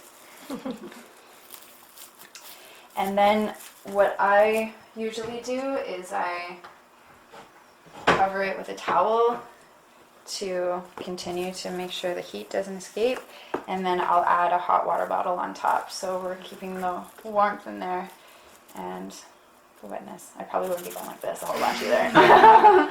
So just like right there, that's really where you want the herbs. Questions about poultices? My mom made one with potatoes once. Oh, yeah. Potatoes and milk. For when she, I don't know. That's awesome. For breastfeeding? No, she broke her ankle. Oh my god. And that's like an old German thing where she had to she took potatoes, soaked them in milk, and then put them on her ankle. So it was like slices of potatoes. And then she wrapped them around her ankle, then covered it in gauze, and then she had to have her foot in a milk bath. And she did that for like hours Wow. a day. Did it work? I have no idea. Cool. She was doing like everything to try and help with like swelling, so it could have helped, but she was also like doing a bunch of other things, so it's kind of hard to know if Yeah. that was what Yeah. helped. Totally. So half an hour to 45 minutes. Yep. Later, ding. And then you want to remove the gauze, but like I said, you don't want to wipe off the extra herbs. You want that to kind of like dry in a protective layer. That was hot. I can't Aww. pop that phone. So. Okay. So that's it. Very nice. All right, last thing before we have lunch, we're just gonna get started on our first kind of preparation that we'll take home, which is our cream. So, another couple ways that you can use herbs on your body is through something like called a salve. So you have maybe used one of these before. Lip balms are basically salves, but any even the what's that, Vicks Vapor Rub? That's a salve. Basically, it's a wax of some sort, and an oil, and medicine, and that's it. It's beeswax and a medicinal oil, and that's amazing for like healing wounds topically. It doesn't go very deep into your skin. This is an old salve that Alexis made a long time ago, but 2010. yeah, I wouldn't think that it's very good anymore. But what I really like to do is when I make medicine, I use beeswax, which is already a medicine in itself, and then I use an oil that I've infused with medicine. So I'm just gonna get one to show you guys. So this is grapeseed oil, and the cool thing about oils is that every single oil has a different medicine to it too. Some are thicker and better for kind of like aging skin that needs a little bit more moisture or dry skin. Some are a lot lighter and basically absorb really quickly into your skin. Some are better for people that have like naturally oily skin or acne, teenagers, that kind of thing. And I tend to use grapeseed oil because it's really easy to find, and it's kind of like in the middle between light and heavy. So that's what I use. And oil is just like water, can extract medicine from plants. So I've made this oil with calendula from my friend's garden. Calendula is also called marigold. So I see people in Brampton that just have like only calendula in their gardens, and I'm like, do you know what you can do with that stuff? It is like comfrey in that it helps cells regenerate themselves more quickly, but it's also very softening to the skin. So it's used in like all sorts of ancient folklore remedies for your skin, beauty recipes, stuff like that. I'm going to share how to extract the medicine in oil over the internet for you guys. I wasn't planning on doing that today, but I can quickly share that if you guys are interested. Like everything in herbalism, there are a million different ways that you can do it. Dried herbs are the best because if there's water in it, it'll mix with the oil and it'll start to cause really smelly things to happen on your dad's windowsill. So generally you use dry. You fill the jar completely with herbs, and then you fill the jar again completely with oil. And then you put it in a sunny window, and you leave it for 6 weeks, and you just shake it every day. It really does make a difference. I find if I'm shaking it every day, one, because I believe that when we're coming and we're bringing intention to something, that's continuing to infuse even more medicine into it.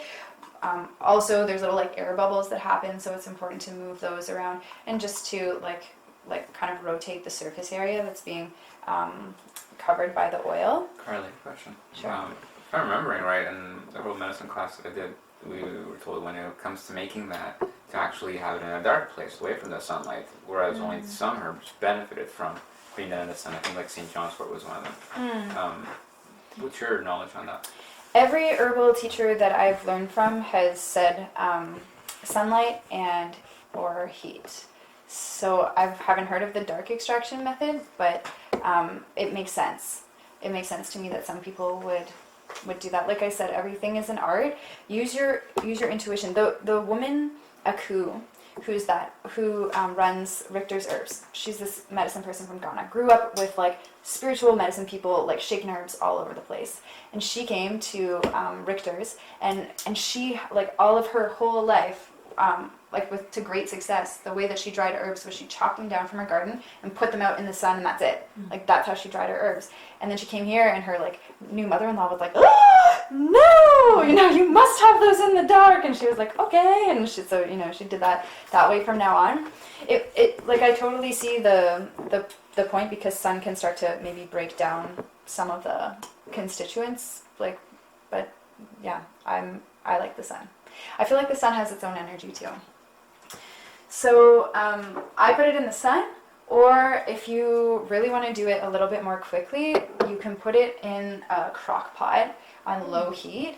And this, like, not a lot of herbalists will tell you to do this, and I was like shocked when some people told me to do this. But I've done it, and I've tested the oil, and it feels like there's still medicine in it. But you definitely don't ever want to hear a frying, sizzling sound coming from your oil, because then your plants are fucked.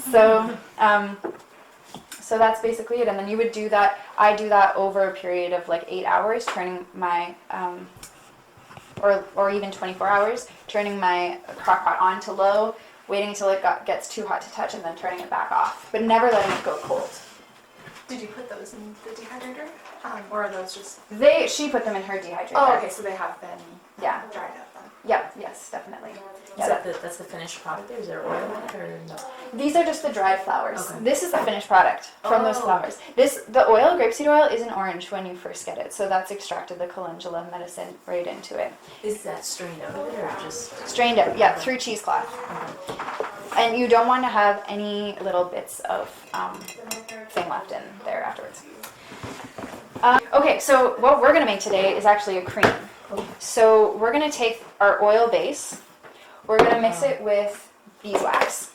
Beeswax comes in really big blocks, and if the people you live with love you, they'll let you use your ice tray container, and you make sure to definitely put some oil in it. I put coconut oil in it so that it comes out. You melt the beeswax down, pour it into your tray, and then you put it in the freezer, let it freeze, pop it out, and these are 1 ounce beeswax And it's hard to find beeswax in 1 ounce. Otherwise, you end up spending a lot of money. So, ice tray, that's a secret tip.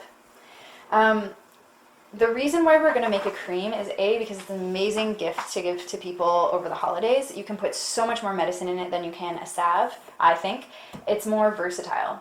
You can still use it to soothe like rashes. You can use it to soothe sunburns. This cream that I've made, I've given it to people whose like kids dance and their face gets like, all like bumpy and pimply from the makeup that they have to wear and stuff like that. Eczema, dry elbows. We use it like on our face every night. Anthos has used it to heal his scalp, which was really like itchy and dry and red. Oni uses it. So basically we mix our oil base with a water base, and we're going to be doing that later. This cream was left in the cold, and so it started to come apart. So ours will be even better than this, but you can take a dip in there if you'd like. This is kind of what our cream will feel like. I use just a tiny little bit because it's quite, thick. Is this one intended as a moisturizer or something else? The recipe is a face cream. And if you want it particularly like for Anthos, for example, for his scalp, I added like a lot of tea tree oil and lavender oil and rosehip oil. And we made just a separate one for him for that. But this is kind of like the base recipe. And you can add other things. I would suggest practicing at least once at home with exactly the recipe, because there are many ways that it can go wrong, and we're going to have to like all chant over the blender later so that it comes out properly.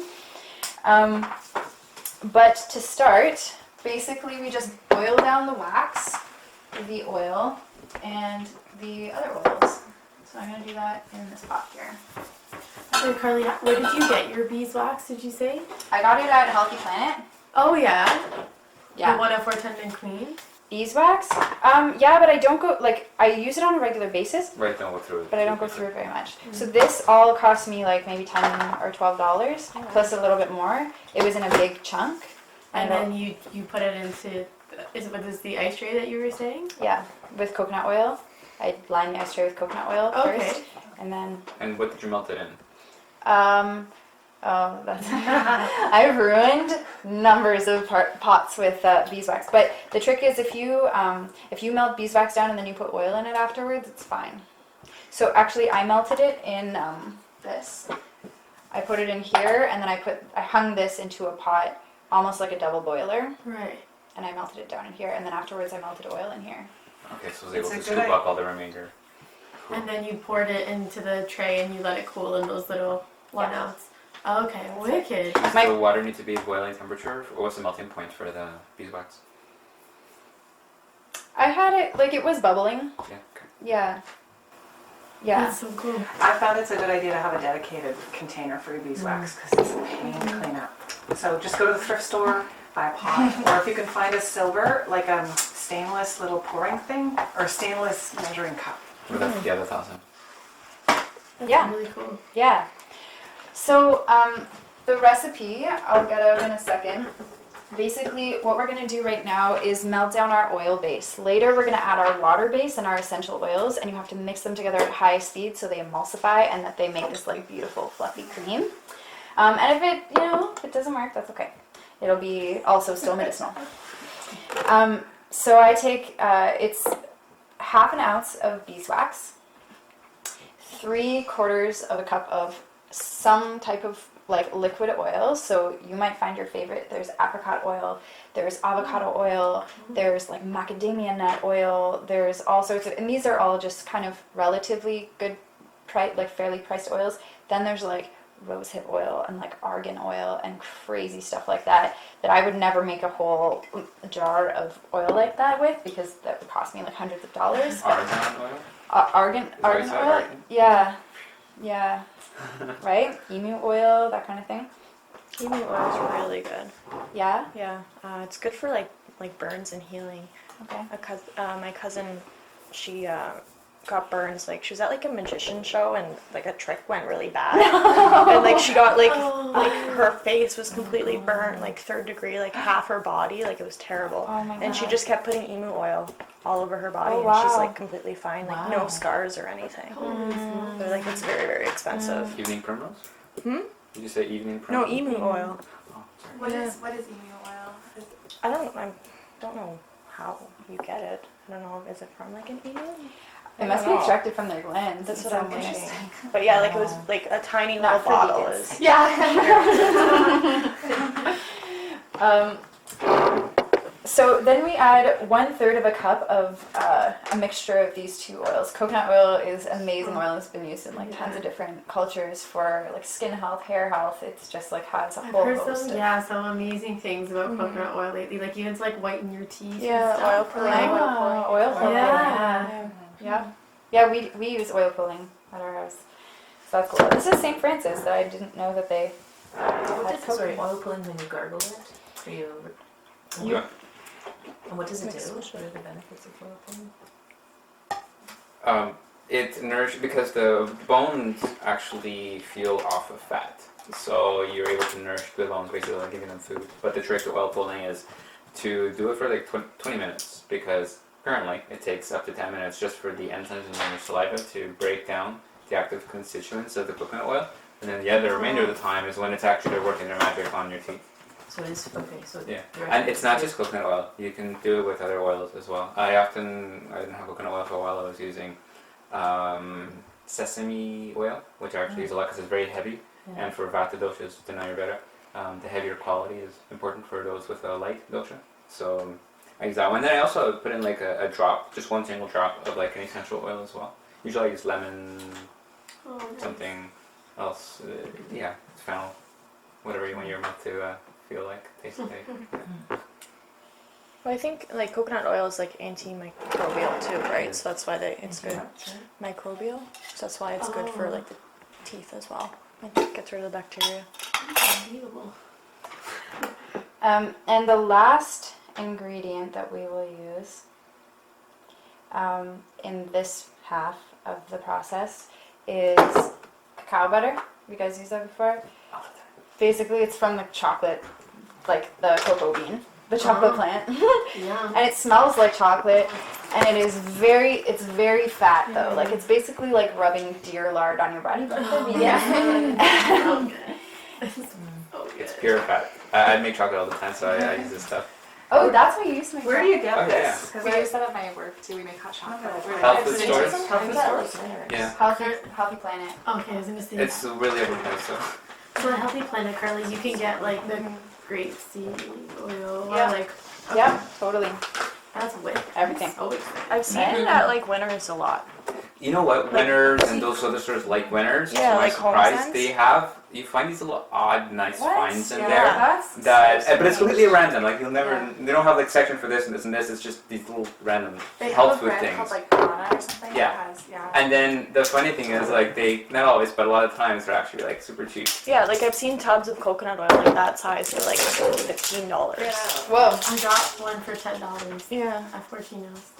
Costco's great. But you guys have to be careful because it's not all oils are made the same. If you're Yeah, that's true. paying very little, you really have to look at what was the extraction method because you have to remember that all oils are destroyed by light, oxygen, and heat.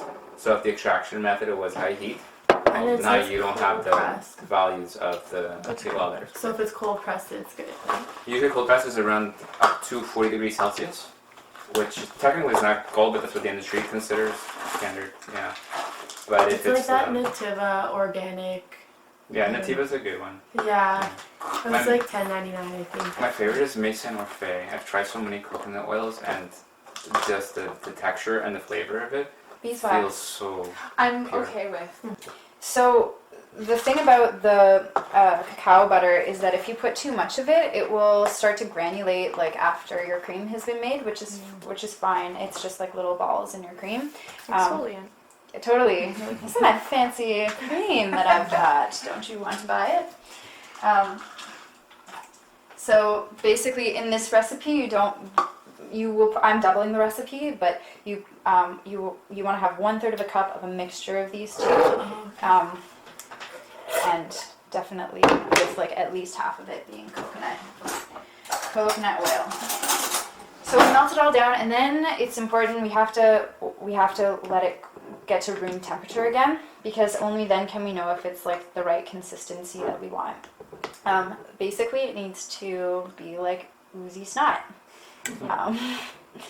And you know, you can play with that too. Like if you like your cream more lotiony, you can use less beeswax or less hard oils. If you like it harder, then use a little bit more beeswax. The only thing I would caution against is that the more beeswax you use, the more you can actually feel it on your skin, which some people don't really like.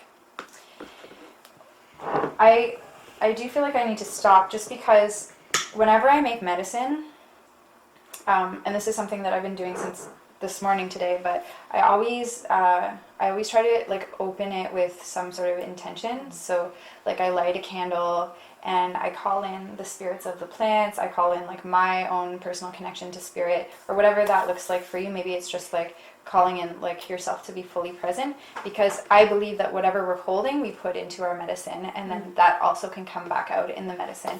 And I know that for me that's true when I've grown like plants or had plants given to me, like medicine given to me from people that are like, you know, my cousin for example, he grows certain plants and he struggles like with anger a lot, and Anthos, I got these plants last year, certain unnamed plants, and made some food with them, and like it totally had that impact on us. Like it really had this like angering feeling to it. And so I believe in that kind of thing. And even if you don't, I encourage you to like take a minute as you're making your medicine to just be like, you know, may this medicine be its fullest potential. May it heal the people that it needs to. May it go deep into my tissues and into my spirit and just bring me what I need.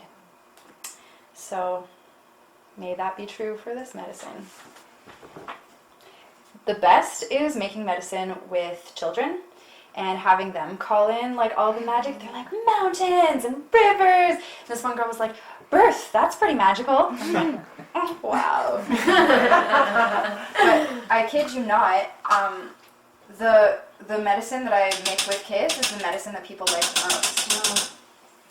They just have that magical energy. And in fact, I stopped making medicine and I stopped harvesting for a number of years, actually up until recently, because I just was so focused on my internal journey that I felt like I couldn't bring a presence to my practice with plants. And so I've strayed away from plant medicine a little bit. Now I feel like I can do it again. And I don't say that to like be like, you have to be like meditating for 5 hours before you make medicine with plants. Please don't think that, because it'll still be medicinal no matter what. Yeah. Carly, I have a quick question. When I was working with Tina, and we would teach about like Coeur de Bois in the past, you know how at Courtright we used to teach like Eastern hemlock had a lot of vitamin C, and then Gina from the island brought back like cedar. Like a lot of the people that she worked with used cedar tea as like a way. So we started using it, and like I find that like it battles colds unbelievably well. But like, is there like a certain way of like steeping it? Because I know like if you like have too much of it, it obviously can run right through you, right? So like I'm just like, I found that the way I do it is okay, but is there like a more medicinal or like I don't know, because we just like toss it in, right? So I just don't know. Do you boil it?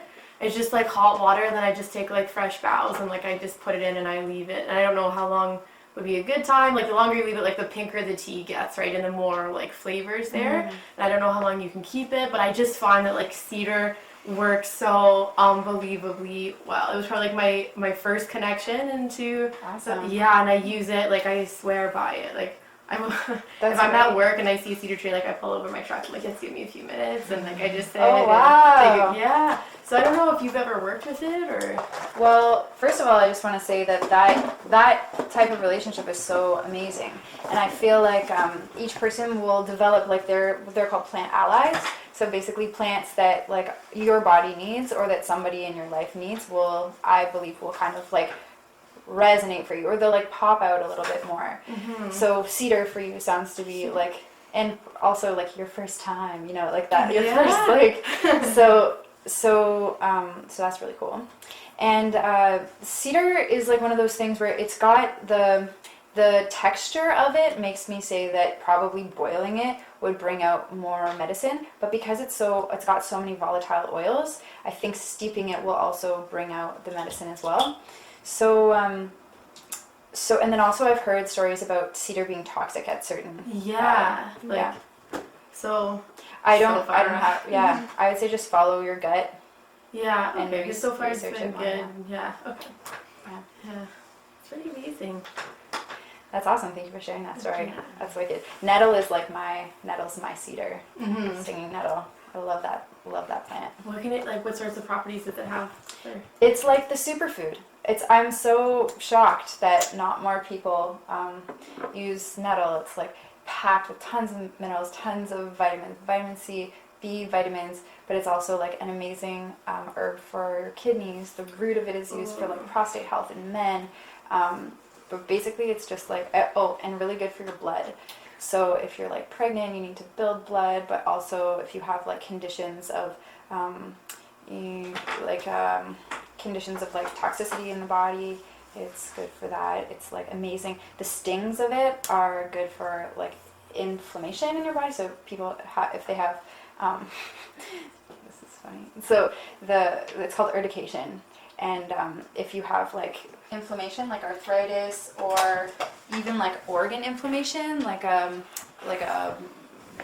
inflamed, like overactive kidneys or liver, something like that, you can take the nettle and sting yourself with it. And what happens is that it draws like fresh blood and healing properties to that area, and helps stimulate the healing and flush out some of the stagnation. So Yeah, as a gardener, I used to get stung by it frequently, but that is pretty unbelievable. It's cool. Where do you buy it dried already, or? I harvest a lot of it. Do you? It's really fun to harvest because it's such an amazing teacher. It's like when I'm not paying attention, if I'm just like harvesting and not saying thank you and just being like, I gotta take this home, I get stung all over the place. Yeah. And then if I'm really, like I never wear gloves when I'm harvesting nettle, and if I'm really engaging with it as like this like beautiful, fierce lady that's just like, you know, a queen that's so powerful and so giving and so medicinal, but also like will cut your head off with her sword if you're not honoring her. You kind of have to like, hello. And there's a way that you can harvest it and not get stung, or only get stung a little bit, which is really fun. Really You can cool. try today if you want.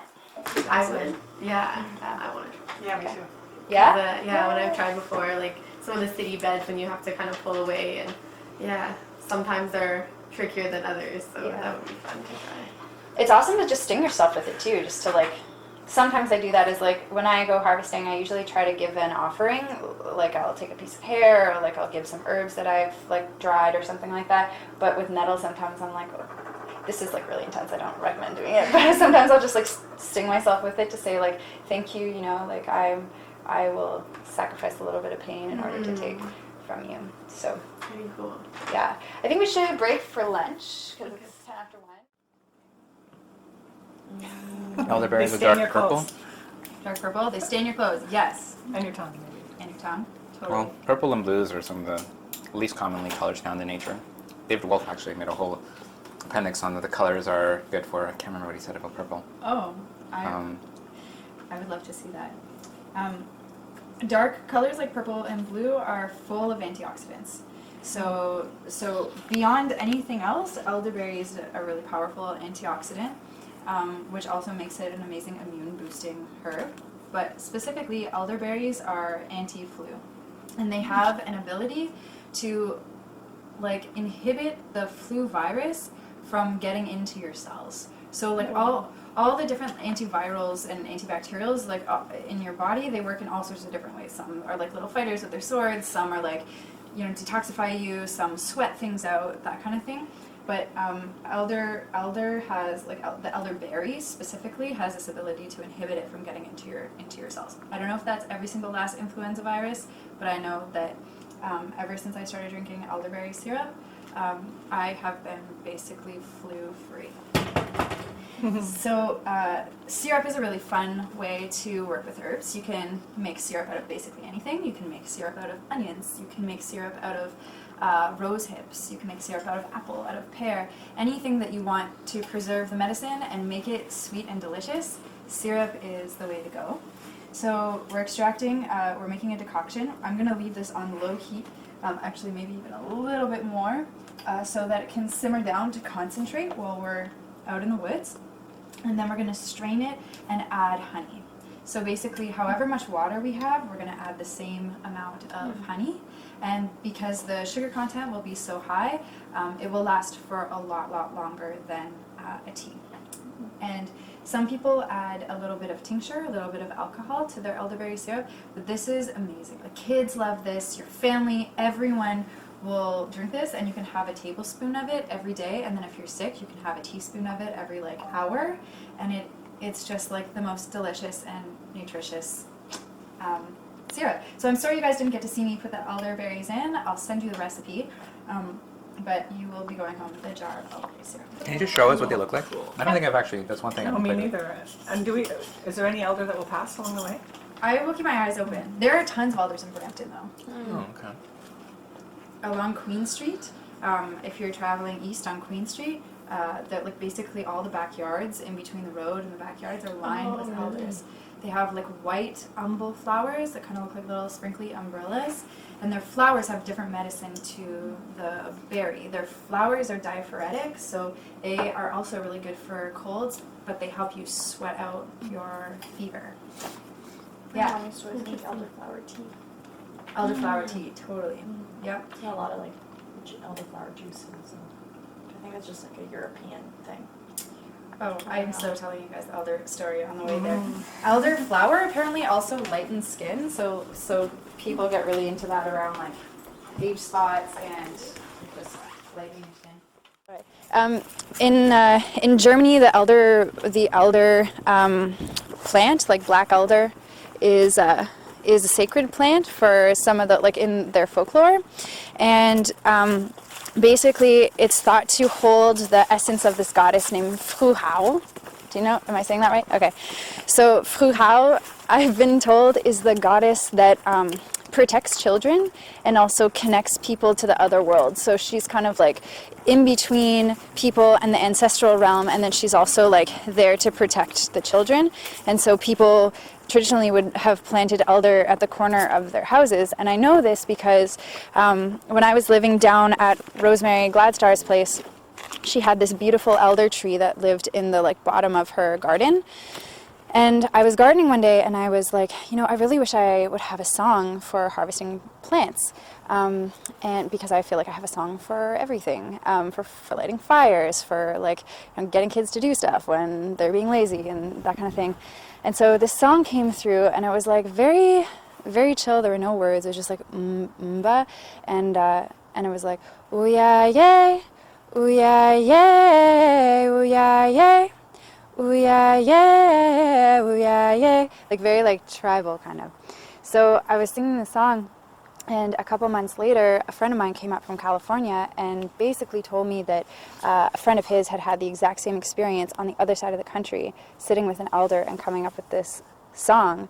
And so since then, we've like put the songs on top of each other and have sung them in like community spaces, and it's crazy. Like people are saying that they've like had their backs healed and like crying and like grief removal, and like I find it all very strange because I went to California and they're like, oh my God, you're the elder girl, but the goddess. So this song went to Germany, and this herbalist, this old folk herbalist from Germany, called me and told me that story about how the song represents the essence of that goddess. So anyways, that's just a little sidetrack folk story. But I just wanted to show you also this plant here. So this is what we were working with inside, for those of you who are less familiar with plantain. Grows in a little rosette, and is basically everywhere. Common garden herb, super medicinal. You could make an amazing oil in the same way that I use the calendula. This is the very first oil that I made harvesting the... Does everyone know this plant? Thyme? Yeah, it's lavender. I think this lady's very picky about her garden, so I won't reach over. And she has a beautiful garden, though. High in volatile oils, makes for a really wonderful medicinal oil. Sorry, what was it? Lavender. Lavender. Yeah. So probably a lot of you know what this herb is. Just want to kind of pass it. Garlic mustard? Yep. Let's grind it up. Take a little taste if you want. Smell if you prefer. Is this one good? Yep, that's right. It kind of looks like a tongue. It's got really wavy leaves. As well as my garlic. It is an invasive plant. A lot of people don't like it. I don't subscribe to the idea that invasive plants are bad. It has a lot of medicine, and I think that the earth knows what plants need to be spread. And if you look at a lot of the, like, plants that grow really well in disturbed areas, those are plants that are like super specific to a lot of the common like ailments that we have in our culture today. They're things that are like detoxifying, majorly detoxifying. They work with the lymph to help detoxify us. They work with our livers to help detoxify us, and also some adaptogen herbs. This one is like just an amazing herb for colds and flus. If you smell it, you can smell the volatile oils. It's antibacterial. You can use the leaf, you can use the root. If you taste it, especially this time of year, it's quite bitter, which is another thing we talked about. There are so many people with digestive issues right now, IBS, Crohn's disease, like more and more intolerances to various types of foods, which you could argue we should just change our diet, but bitter herbs are, I would say, like a major medicine for that kind of thing. So garlic mustard, yay! How do you use it, Carly? Like, do you use it in teas or like? No, well, in the spring I harvest it and I'll make like a garlic mustard pesto. It is so abundant because it is an invasive. You can, Yeah. and so it's like amazing, like vitamins, minerals, dark leafy greens, all the things that you would get from like things like kale, plus the bacterial fighting properties of garlic.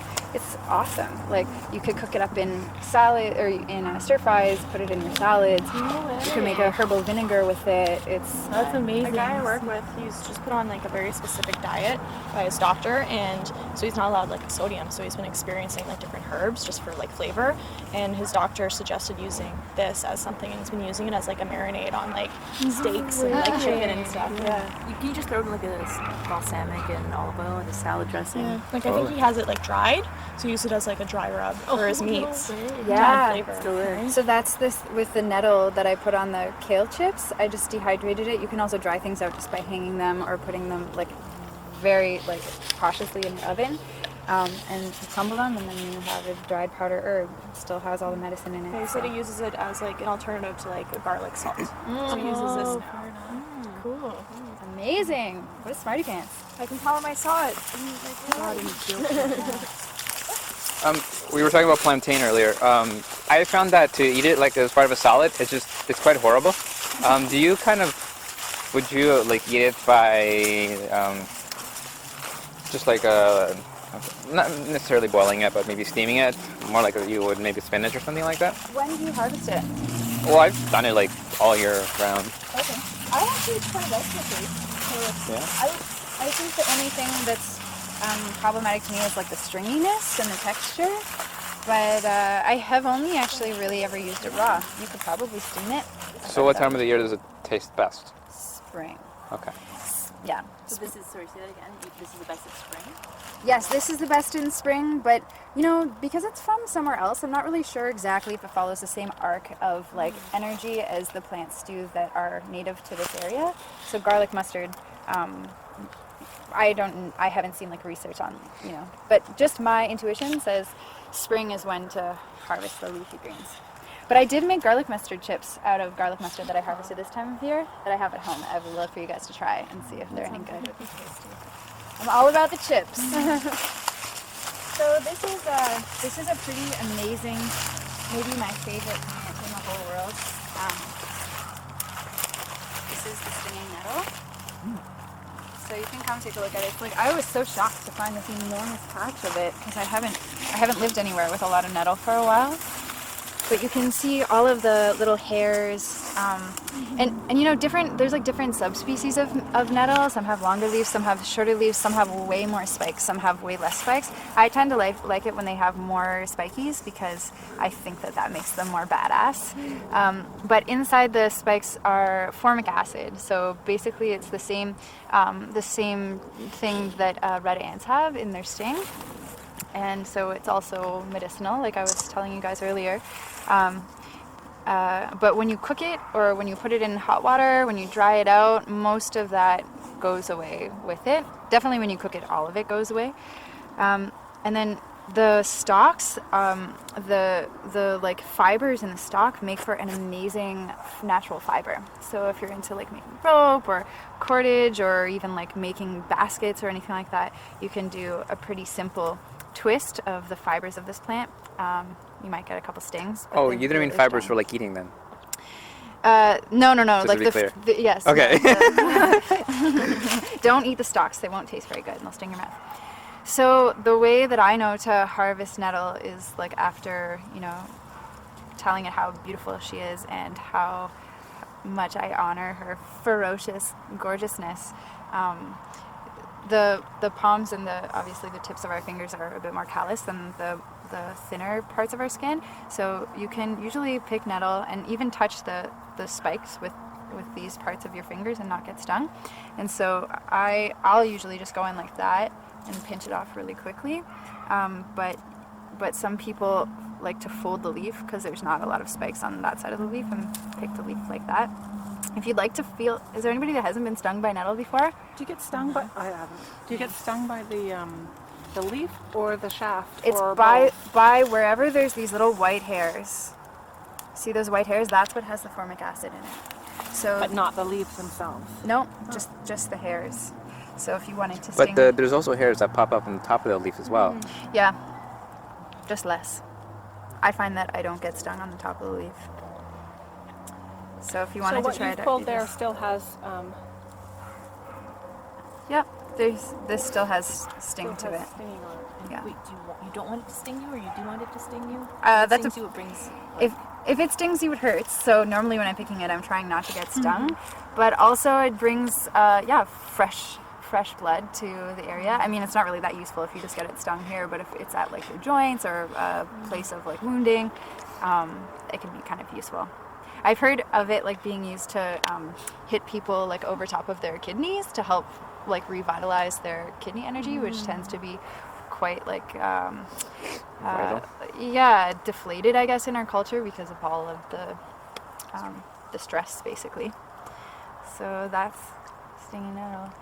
So when you pick it fresh and then you make a tea with it, or do you have to wait till it dries out before you use it? Fresh nettle tea is amazing. Like, again, best time to take it is in the springtime, before it flowers. After it flowers, some people would say that it has a really high concentration of silica and that it's not good for you to drink. But That's amazing. I don't believe that that's true. Like, I believe that it has a high concentration of silica. I don't believe that it's that bad for you.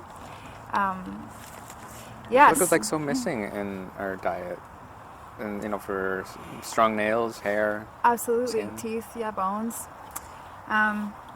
And then you can also harvest the root, and this is a really good time to harvest the root, and the root is specific for men's health, especially like prostate health, so and also kidney health. So I make a tincture of the whole plant. I harvest the leaves in the spring, and then I harvest the root in the fall, and I tincture them separately, and then I mix them together, and I take that tincture every single day for vitality. When it comes to taking this by the root, is it pulling out, or do you have to dig around the base to help wedge it out? After you kindly ask to pick it. Yeah, totally. So you definitely use a shovel. It's hard to grab because of the spikies. I use gloves when I'm harvesting the root, and I dig like a relatively big hole, probably like 6 inches around, and then I bring it out, I shake it off. I've been taught that it's impolite to leave like a little bit of root in the bottom because that's root that you could use because you're trying to harvest the plant. You could use that root, and if you just leave a little bit, then it just rots and goes to waste. So I try to dig a big hole, pull it out, shake off the dirt, put it back, and not leave too much of a mess. The deer might eat it. If it's stuck in the ground, though, I don't know. you're right. It decomposes. So it's just, for me, that's just my way. How big is the root when it comes out? Is it pretty substantial? It's like probably like that long, Oh, that's pretty good. and quite skinny. Pretty cool. Yeah. So when you're using the leaves, how do you avoid, like if you were to make nettle tea with it raw, or like not dried, are you just pulling each leaf off so that you don't get any of the barbs in the tea? Or Once you does it put the matter? hot water on it, the barbs are neutralized. There's no sting left. Yeah. Even cold water. Or saliva. So it would seem. Yep. Are you eating one right now? I just ate some. Oh! And did you get stung? No. Awesome. Cool. Did you fold it over like that way? Kind of, sort of. Okay. I just asked. Were you on Fear Factor once? I'm just not afraid of things that don't seem threatening. Once it's this time of year, their sting is a lot more chill. I'm surprised that they still have this amount There's of a green. lot here. It makes me think that there's some microclimate here that's at play between green. Let me know what day we can come out here. I want to harvest some roots for my male health. Okay. Yeah, that'd be awesome. Coming out here. I had a fire in here actually once. Really? Yeah. I came out to do a little like candle ritual for Samhain, and then I was looking around. I'm like, I'm just gonna have a little fire. Nice. I love it. Would you guys be willing to try something a little bit different than me talking so much? Sure. All right, so I'm just gonna get you to close your eyes. Then we're just gonna take a few deep breaths of this fresh air. In, filling our lungs and our bellies. And revitalizing our blood with that fresh oxygen. Feeling our blood pumping now with this air all throughout our body, to our fingertips, to our toes. That fresh oxygenated blood into our heart, down into our digestive systems, up into our brains, making us super smart. And with our eyes closed, I'm just gonna turn our awareness to our sense of smell. In the same way that the wolf and the coyote and the fox navigate their external world, we have this powerful sense of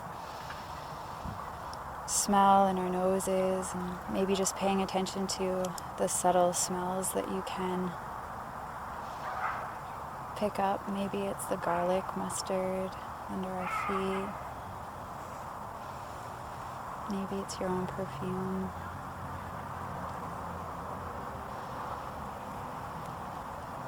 And just letting our connection to the other senses help ground us. It'll take us out of our minds and out of our eyes and into our bodies. And turning our attention to our sense of touch. Feeling the places that our skin touches against the things around us. Maybe it's the warmth of our shirts on our bellies. Maybe it's just a gentle breeze on our cheeks. Coolness on our hands. Feeling down into our feet, where our feet meet the earth, where the earth holds us. Being reminded of our sense of belonging. Reminded that every cell inside our body is made out of the same things as the earth around us. Turning our attention to our sense of hearing, just like the deer and the rabbit navigate the sounds around them, making sure there's no danger, listening to what the birds are telling them, and noticing the quietest sound that you can hear.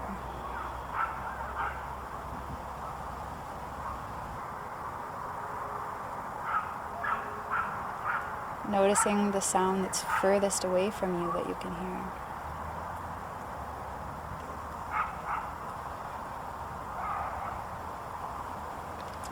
Noticing any tension in your body that's coming up from the sounds that you hear, the feelings that you feel, and letting that go. And in a second, we're going to open our eyes, but holding in awareness our sense of sound, our sense of touch, our sense of smell. We can finally open our eyes again. And if we can, take our fingers out in front of us and wiggle them and move them apart until you can barely see them, but so that you keep both of them in your frame of vision. Just like an owl, called wide-angle vision. This is how animals generally move through the woods without focusing on one particular thing. You can bring your fingers together, maybe take a step back. And wiggle them apart, side to side, to expand your vision across the horizon.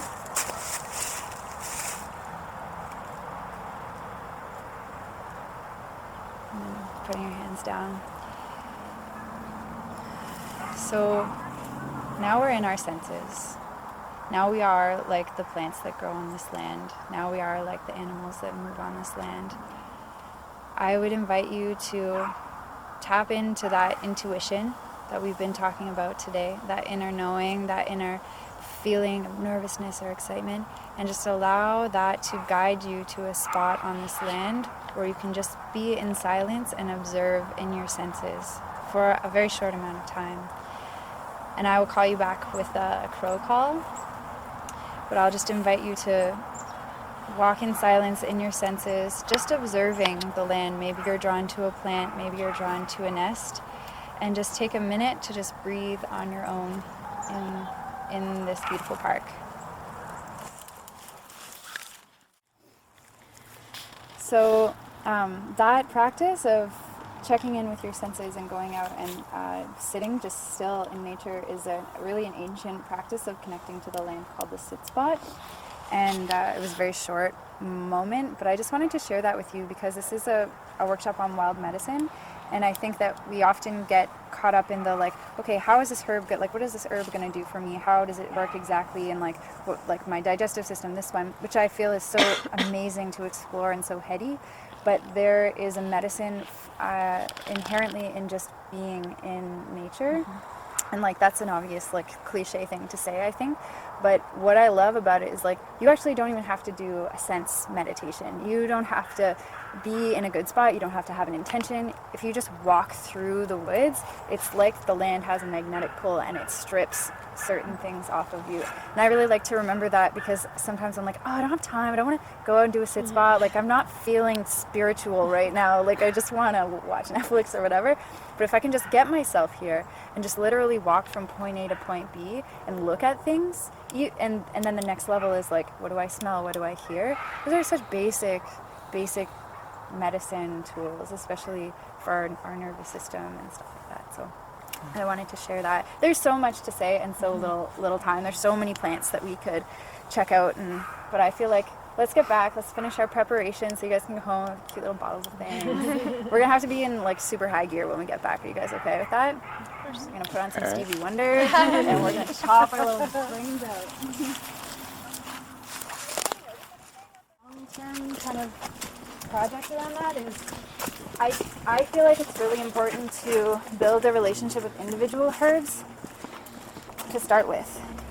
So there are herbalists out there that believe in a method called the Simplers method, which is like only one herb. Susan Weed is a great example of this. Like only one herb per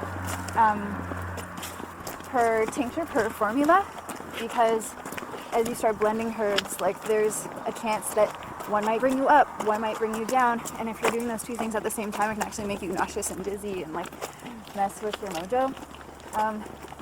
So I would say start by building a relationship with those individual herbs.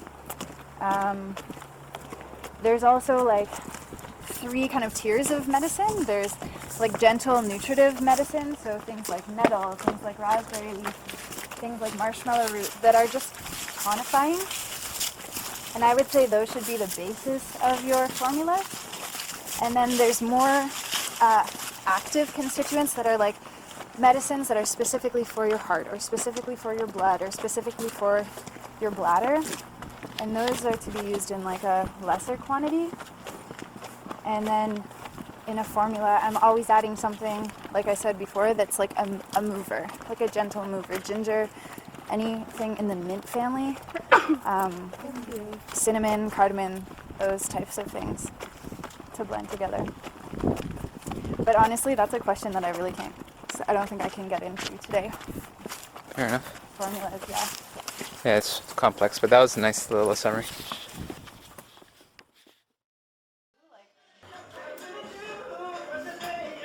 We're gonna let the elderberries simmer for a little bit longer, and we're gonna chop some stuff for our fire cider.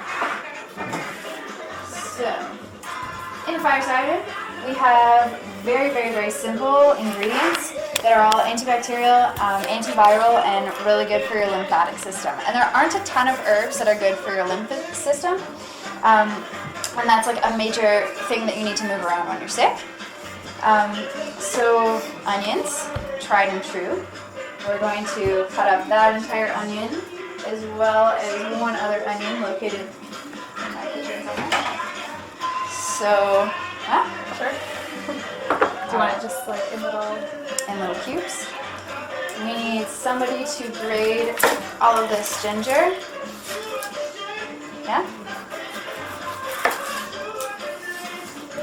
When you grate ginger, do you cut off like the parts on the edges that are underneath and harden from the explosion? If it's organic ginger, I tend to just leave everything.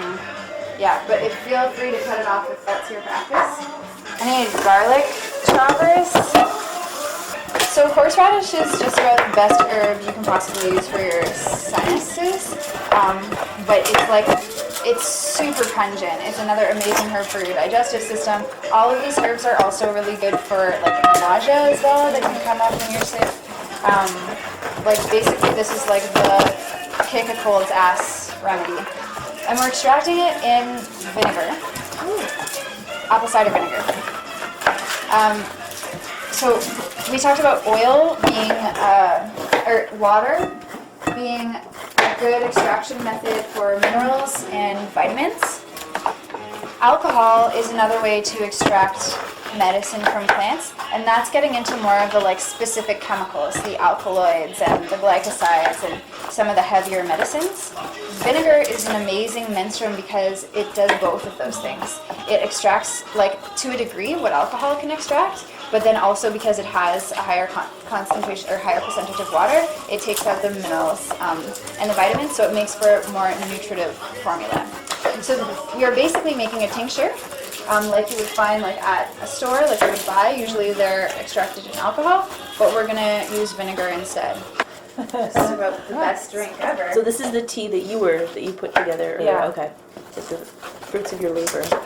Yeah, that we have to come down from before we drive away.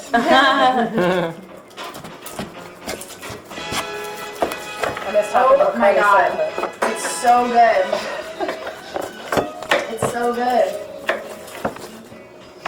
It's perfect. Wow. There's that extra cardamom I put in. Oh, yeah. So horseradish traditionally was used because it helps with your digestion. And back in the day when they were cooking meats and they didn't have as amazing sources of refrigeration, sometimes meat could go off a little bit before you were completely aware of it. So if you were to eat horseradish with your meat, it helps ward off the bacteria that might be growing on your meat unwanted, and also helps with the digestion. Does the garlic just need to be chopped, Carly? Yeah. Okay. When you said cider, I was not expecting these. Oh. You know? Oh yeah. What were you expecting? Apple, cinnamon, Sweetness. nutmeg, sweetness, yeah. Sorry. That's okay. No. You guys know one of the Here to reasons that learn. we particularly like sweetness in the winter time?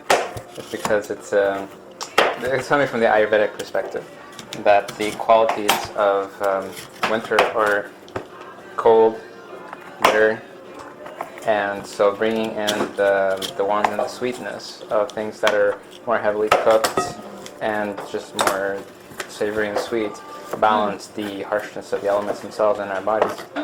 So it's all about just the energetics of it. It's true though. I find that I crave something more. We'll grab a couple of coffees a day just because I want something more. This is one where you have coconut milk here, right? Coconut milk? Yep. You can pour a little bit. Oh, good. It's the perfect thing after coming back from outside. It's delicious. Or just bite into some horseradish. Absolutely. Yeah, so it's good for people who don't have dairy. And the coconut is, remember I was saying about those virgins chewing the thing? Yeah. So the coconut is our version of that. It's the fat and the enzymes that will break up some of the, continue to break up the medicine.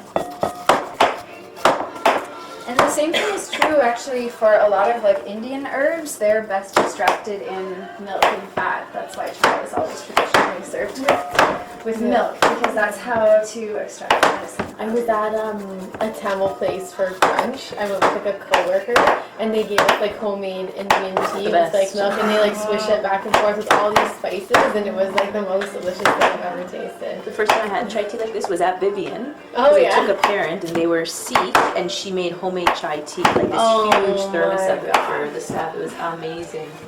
I just wanted to mention, because this is really kind of a hodgepodge of like, how do we get our hands dirty with herbs? How do we take them home?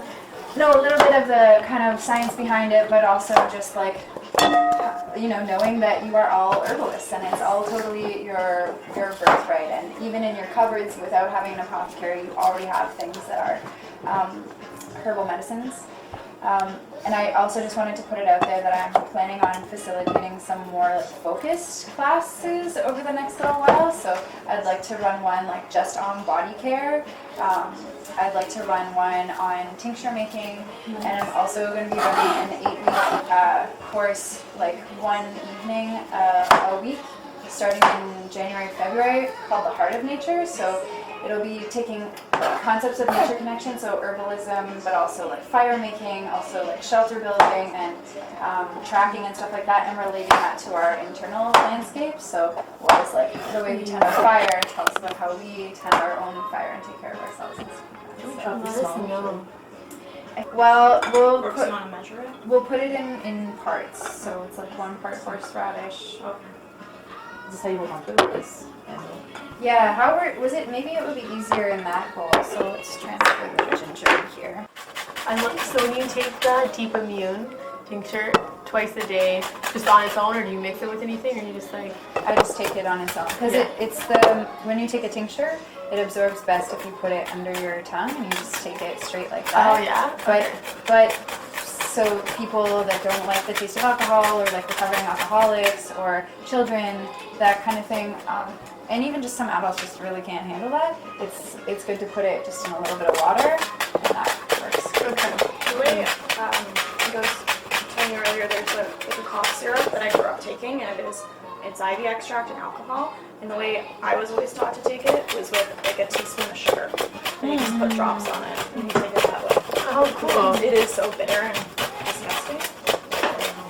If you can do it with honey instead of sugar, Yeah. that would be even all the better. Oh, so you're straining it through. Totally. So in the recipe that I will give you, it has like more specific directions. I'm a bit of a like kitchen witch, so I kind of want like a little bit of this here, a little bit of that there. But really, this tea, it was like the instructions are you simmer it for 3 hours, adding the coconut milk to simmer it, and then you simmer for 3 hours, then you add the coconut milk and let that all sit overnight. My arm's tired, I want to take And over. then the next morning you drink it. But I just find that the Does it have kava to be gets just when we take really Yeah. bitter and Fiery. like really Yeah. starts to make your mouth go Fountain. super numb. So I don't. My tongue is done. Is your tongue numb? Because of the coconut milk. But so all herbs have like incredible antimicrobial properties. So Hopefully they didn't things get in that there. you think will last for a long time end up lasting for a long Already time. ate a strip of it. Cinnamon and all of that. Can't do it. So if you keep something a little bit warm, it will stay for days and days. You don't have to put it in the fridge. You either have to keep it warm or you have to keep it. I would say that about any essential oil they're going to use internally. If you keep it room temperature, In fact, I don't know how long For it people who lasts. don't normally use essential oil, they don't have a lot of knowledge around it, I wouldn't even say use them internally at all. But You can buy the because it pills, right? Honestly, I usually drink it before. doesn't matter. If Yeah. it's in a capsule, it's still going to have the same Yeah, impact. that's true. But it is definitely worth taking it directly, because what it does is it kills everything at the same time. Not at the same time. It's good for I'll public take oil speaking. right now, and then like You know, if you at night want or to take whatever, over. the next morning have probiotics or something. I do kind of Just like burning a my powder eyes. like that. Okay, I'll take over. There's, it's sketchy, like I mean I don't really know what the science would say at the end of the day, but I feel that if you were to use it for some therapeutic purposes, which usually would be to eradicate some kind of pathogen, the But I definitely possibly can some kind of breathe. parasite or something like Right that, through. You up? Like, You you do breathe the right down through your probiotics. toenails now. Yeah. after allergies, the treatment so, like, is done with the that's Elderberry. I don't know how you guys Because have it's it. kind of It's like a power stance. counteracting using the same window treatment, I would just wait until I've gotten rid of what I want to get rid of, and then tackle the rebuilding process. Right. Makes more sense to me. Yeah. Before I do anything, like I tried it as well, is do 5 drops a day for a few days, and it was horrid. I mean, nothing died and came out of me, but I just don't think it's necessary to go so invasively when you can be a bit more gentle. I've been using it for a little while, like whenever I feel like something's coming on or whatever. What do and you I use? What is it, sorry? Oil of oregano. Oh. And I would do it like once a day, like usually before bed or something like You mean that. like you feel your immune system is weakening? Yeah, like, cause you know when you can just feel that you're getting sick? Like sometimes it'll start with Yeah, like yeah. my throat hurting or like that's- whatever. yeah. So I just kind of do a bunch of like. There's so many other more stuff. gentle folk remedies for that, though. I actually don't find it too horrible. I Huh? almost enjoy it a little bit. Weirdly, like, cause I still have like oregano taste in my mouth later on, and it's kind of like reminds me of pizza. It's like I really don't mind the oil of oregano at all, but that's why like because I've heard people like saying like how harsh See, it is. but and stuff. I wouldn't do it in that circumstance just because of the damage that it can do to your microflora. It seems unnecessary from my perspective, anyway. Do you have any other like? Cause that's what I've done to like prevent colds and stuff like Yeah, that. I can't remember all the ingredients, but there's an immune boosting formula that's Herbal. It's make the decoct anti. There's 5 ingredients in it, and I'm not going to be able to remember them all now, but I can probably just give it to Carly and she can maybe attach it to the email. Yeah. It's like cedar, water, grimiries, spearmint. Cedar is so great. I do cedar, especially when like It's not the shade- leaf though, it's the bark. You can see me. Um, Anyways, yeah, I'll I give made it the to whole her.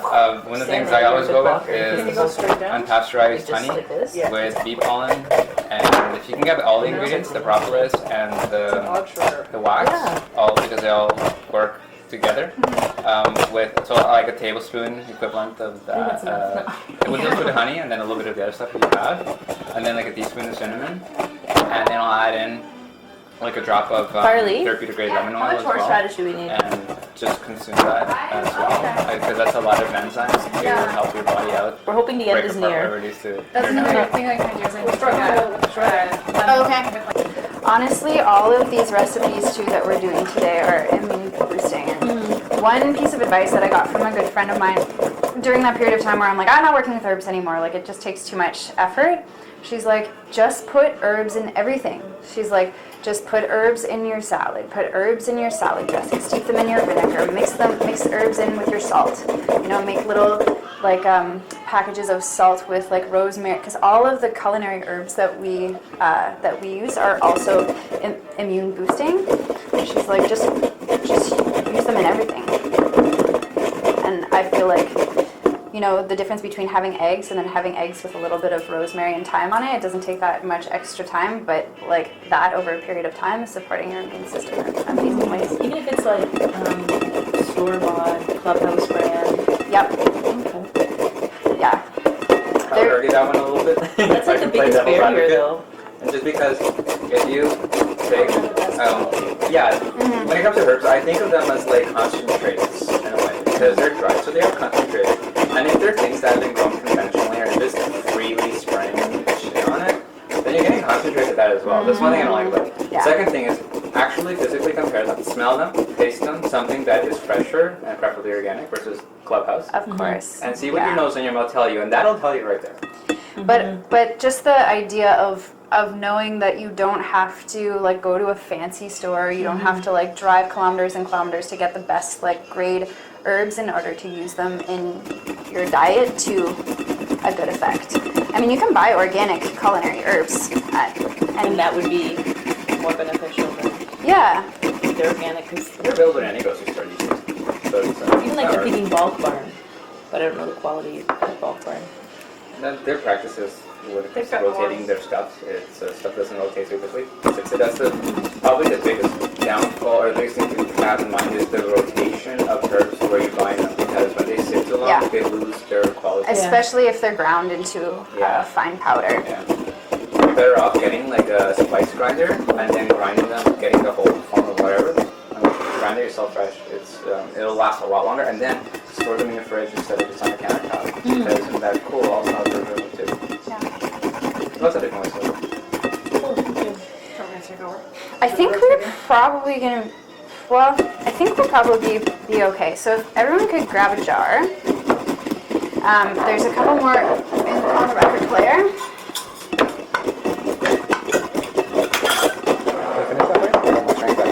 Sure.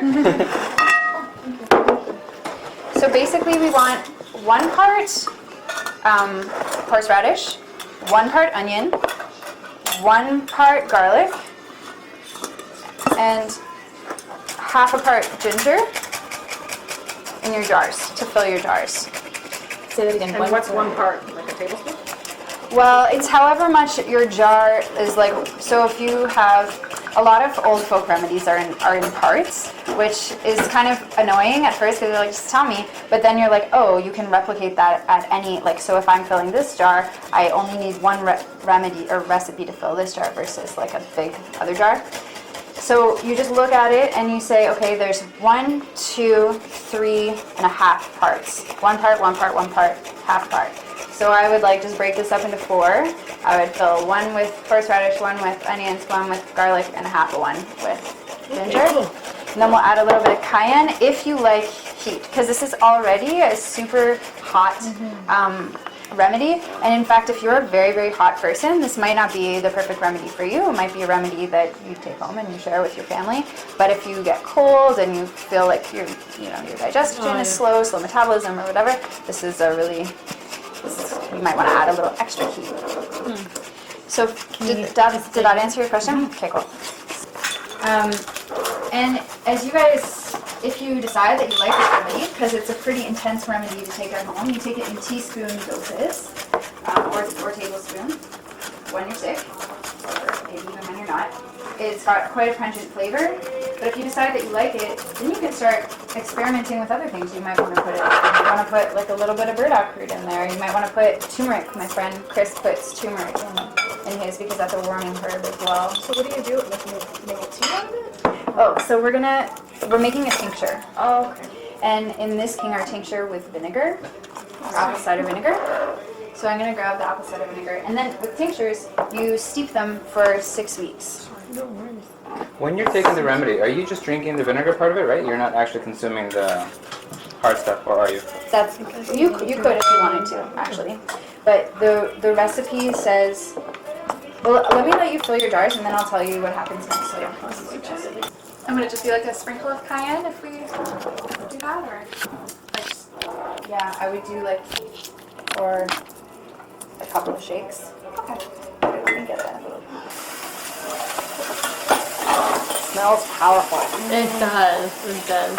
I can see why this will get rid of anything. Honestly, wow. It's like, what is it, the horse, the bit? Well, everything here is antibacterial. Like That one? if you leave an open onion, cut onion, within 24 hours it'll probably be black because it's collecting all the microbial stuff in the air.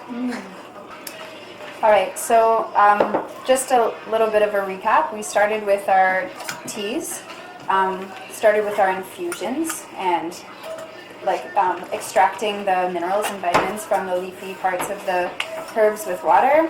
We moved into decoctions where we were looking at like roots and harder things and seeds and like boiling the medicine out of them. Also adding some cream for the fat in our Kava chai. And then we looked at like topical applications, poultices, another water extraction. We also have a cream outside somewhere about to happen. And then we're not getting into tinctures too much because that's a whole other, there's a lot of material around that. But this is a very simple and safe way to make tinctures. So we're extracting with the apple cider vinegar. Where did you grab this, Carly? Also Healthy Planet. Nice. The place is my lifeline in Brampton. But you can grab even this at like Metro or a grocery store. I like to get the like raw ones where you can see the fermented bits still in it, organic. And so like I talked about with the oil where you put the herbs and then you fill up with the oil again, we're going to do the same thing with the apple cider vinegar. So if you feel like waving your magic wands over your herbs, then you can fill it up with the vinegar. Then you put the lid back on. And then this is a preparation that needs to steep for sometimes people say a month, so like from full moon to full moon or new moon to new moon. We're just past the full moon right now. Yeah, it's only 2 days. Basically. Or even longer. You could steep it for longer if you wanted it to be higher potency. Generally with fire cider, I would even make bigger batches because it can go pretty quickly.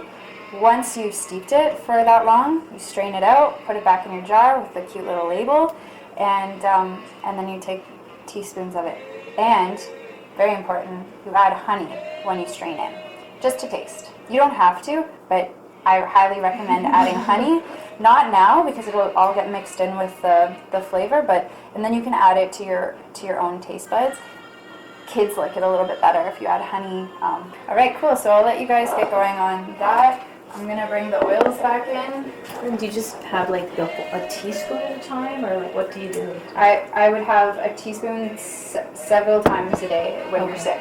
Okay. So this is a lot of herbs. It's like for your immune system, you're supposed to take them over a period of time because they're supporting your immune system to tone itself and to prevent illness. This is one thing that I can like highly recommend for like in the thralls of you being like a sniveling mess. This is going to be amazing.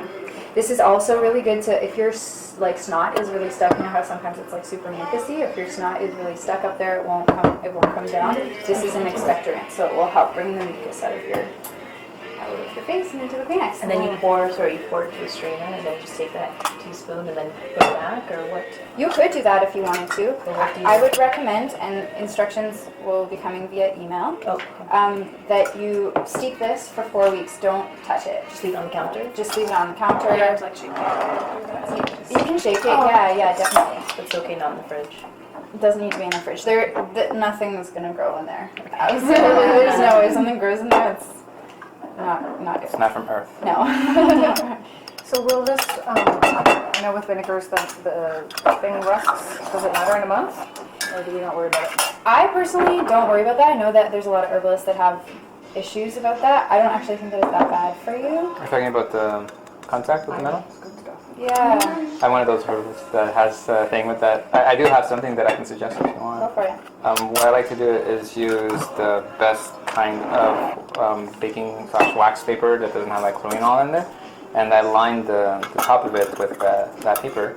There's this one that's pretty good at also Healthy Planet. You can get it there, and it's just like parchment paper with chlorine free, and it's It's brown? I think yes. Like So you beige? probably know When it. you put it Yeah. inside? Exactly. Now just put the sheet over that, put that, and then just tighten it really tight, and that way it won't actually make any contact with the metal at all. So you're not, my jars are all rusty and I just keep using them. You don't, I don't like the idea of that because, I mean, eventually the oxidation of the metal, you get past these surfaces and then whatever is in there is leaching into whatever's making contact with. Like, it factually is leaching into there. That's how you got the corrosion to happen in the first place. Right. Coating leached off and then the metal will start to leach in. Especially when you have harsh things that are really powerful, right? And anything with oils as well also pulls. So because of that is why I would like to, I actually make this a practice for anything, regardless of what I'm packaging, especially liquids or anything volatile. And then your lids will last you like 10 times longer. And I figure you just get more of a cleaner product in the end. even if it's just a way to like store food to get from point A to point B, you would still not. Oh yeah, like when I get home, I'm going to open it up again, I'm going to do that. Okay. It's good against my quirk, but Yeah. that's what I would suggest. So Carly, we can leave this, sorry I didn't hear, out? Just leave it out for 4 to 6 weeks? Leave And it in your cupboard. nice. Yep.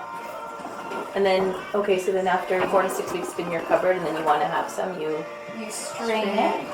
so you would have the whole, no, you just have like a teaspoon.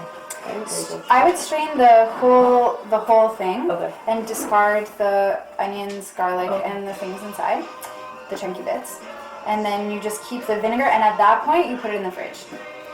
At that point you keep it in your fridge. Add some honey. Add some honey, and you just take a teaspoon. You could have a teaspoon every day as a preventative. Preventative, Or okay. when you're sick, 3 to 4 teaspoons a day. chug it. When you add a little vodka, good. When you're sick, like when you have a cold, the virus is reproducing itself like every 20 minutes. It's exponentially more present in your body. So I have been taught that when you're sick, you need to be giving yourself something to knock the virus back every 20 minutes. Wow. Wow. Yeah. That's pretty cool. Like and strong stuff too. That's if you really want it to like stop it in its tracks. Personally, like I have a belief a little bit about when you're sick, it needing to run its course.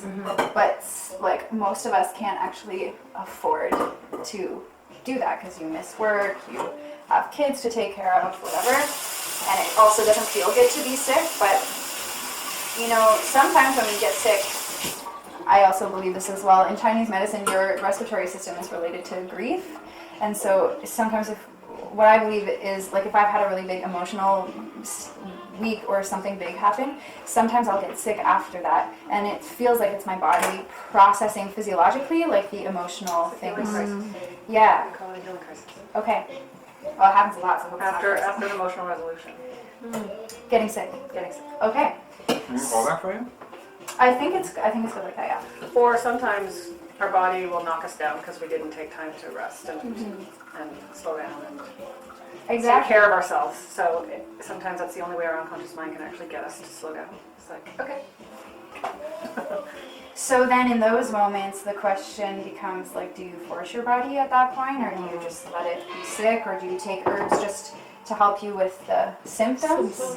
You know, which is what most conventional, like, flu and cold medication is. It's just symptom based. There's not really a whole lot of good antivirals in the, like, allopathic medicine world. Herbalism happens to have quite a few amazing antivirals. All right, Are you going to give us the recipe for this one too, Carly, the elderberry? all of it. Yeah. Yeah. I'm just measuring it so I know how much honey to put in. Basically, at the end of steeping your elderberries and whatever else you put in the recipe, you want to put the same amount of honey back in at a 1-to-1 ratio. Did you just say the same amount of liquid or the same amount of the berries you just removed that you matched Liquid. with honey? The Liquid. same amount of liquid? Yeah. So I usually, I don't have this with me today, but I usually add elderberry tincture to my elderberry syrup because it helps preserve it a little bit longer, and it's bringing in the constituents that I couldn't extract in water, and putting it into my syrup. And they call that an elixir when you make a syrup and then you add an alcohol to it. So this is something that you'll definitely want to have every day as a preventative / sugar fix. But maybe we could just do a closing circle of maybe just like where you're at right now, and like maybe even what's next for you as it relates to herbalism, or if there's not something next in the plant world, maybe just what's next for you as you move forward from today. Well, I feel just really inspired, and I'm so thankful to you as well for almost like giving me a bit of a prompt that I needed, because I've been kind of in a weird place since graduating where I want to be doing all these things and these workshops and learning more, because I feel like I'm in a weird place where I'm not learning as much as I was before, not taking in as much, or like actively doing it. So like you following up with me and kind of pushing me to do it was really awesome and what I needed, so thank you so much. Yeah, and I just want to, now this kind of opened up a new realm, I want to learn a lot more about things like this and add those into my experiments that I'm working on at home. Amazing. So thank you. Well, you're welcome, and thank you for coming. And I also prompted everybody here to remind them about, you should come, it'll be fun. And with that, does everybody have access to Google Docs? Mm-hmm. Yeah, you, Joel? So that's where I've been compiling all the resources. So that's what I'm going to send out to you with the recipes and links and stuff like that. I guess like for me personally, I'm going through kind of like a journey with my own health. I have a few medical issues I'm trying to figure out right now, and I'm just glad I can take the knowledge and like maybe use different herbs that will be more geared towards my issues. So I'm just excited to use this knowledge. And it was good coming and being able to connect with everybody here today too. Makes you feel like you're part of a community of like similar minds, because sometimes in the world you feel a little alone depending where you're working and who you're around. So it was great to be around like-minded people, and definitely going forward having like the bravery or the courage to try new things now and kind of go for it and get excited about it opposed to being intimidated. So yeah. Similar to what you said about trying it and not being intimidated, just like even taking this home and just having my friends, family, whoever comes over, see it and ask questions, you know, and like, that's mine. I made it, and it's really not that hard.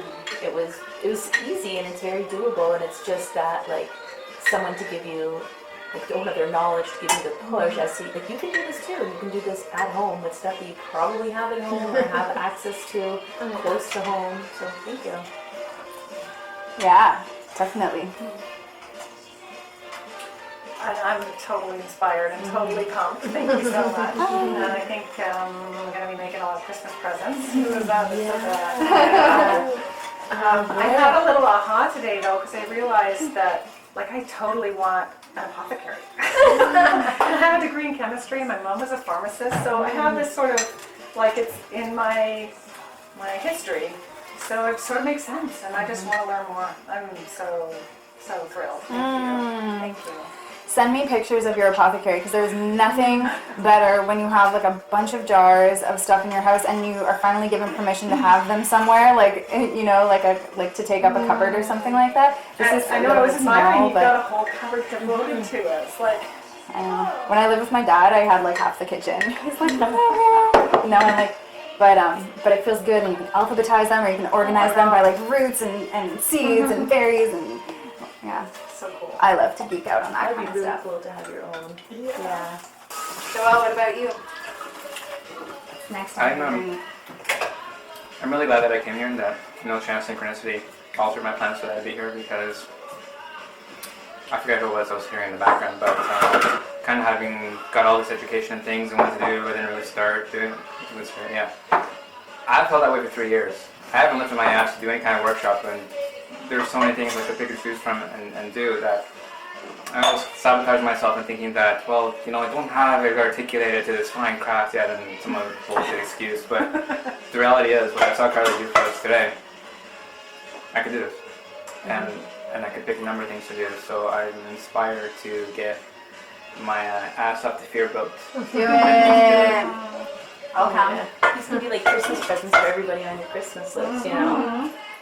Yeah, you're welcome ahead of time. But Joel, I hear you. Like you've got a lot to share, and you should. You totally should. I'll have to coordinate with you since you have a kitchen that's open to people. Yep. Well, I really appreciate you all coming. This is like kind of a bit of a like foray back into working with herbs for me. And really like my interest in herbs is how they bring people together. And so that is what I wanted out of the day, and I feel like that's what we got out of the day, and I hope that this is like the beginning of like my own relationship with all of you guys, deepening it or like connecting more. I am so open to road trips to various herbal places. Like if you guys are feeling like you want to buy some herbs for the Christmas holidays or whatever to make, we could go on a road trip to Richter's together. I would love that. I'm in. Okay, cool. Let's coordinate. Little Stevie Wonder in the car or something.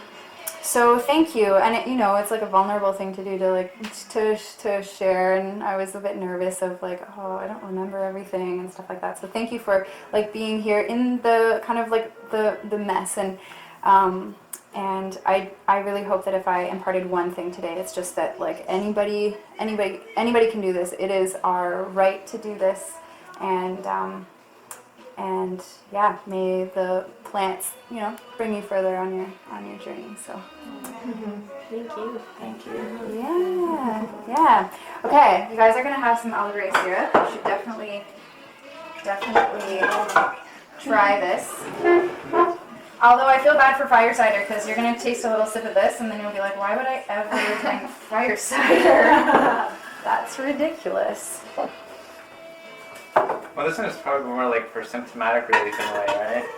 Compared to the potency of the fire cider. The fire cider is more in the thick of it. Take it. This is like preventative immune building. Yeah. One ingredient that I like to put in my elderberry syrup is reishi mushroom, which is an amazing adaptogen. But I was gonna buy it for this workshop, but it has like severely increased in its price in the last few months. I love this because it looks like, you know, a syrup that your mom would give you when you were sick when you were younger. And it just totally has that vibe of like, okay, you know, like, what was it, Benylin? You know, and like the TV commercials about it. But then you taste it and you're like, oh my God, why didn't my mom give me this when I was younger? So I'll give you guys this spoon. Oh my gosh. And it's good for you. It's like jam. It's like jam, yeah. What's it good for you for again? I have a horrible memory. Is there anything for memory? Oh my gosh. It's delish. So purple. Yeah. Oh, right. Antioxidants. Yeah. And elderberry is is like anti-flu. Okay. So if you feel a flu coming on, or if you have the flu, like dosing yourself with this in the same way you would dose with fire cider, but also immune herb. So I want each of you to take a spoonful at least once a day, every day, So good. forever. No problem. When are the berries harvested? What month? It's late August. Yeah, depending on like I guess harvesting season varies a couple weeks actually from Toronto to like northern Ontario. But So Labor Day yeah, maybe. around late August. When I'm at the Art of Mentoring, usually there's a lot of, and that's elderberries out, and that's late August.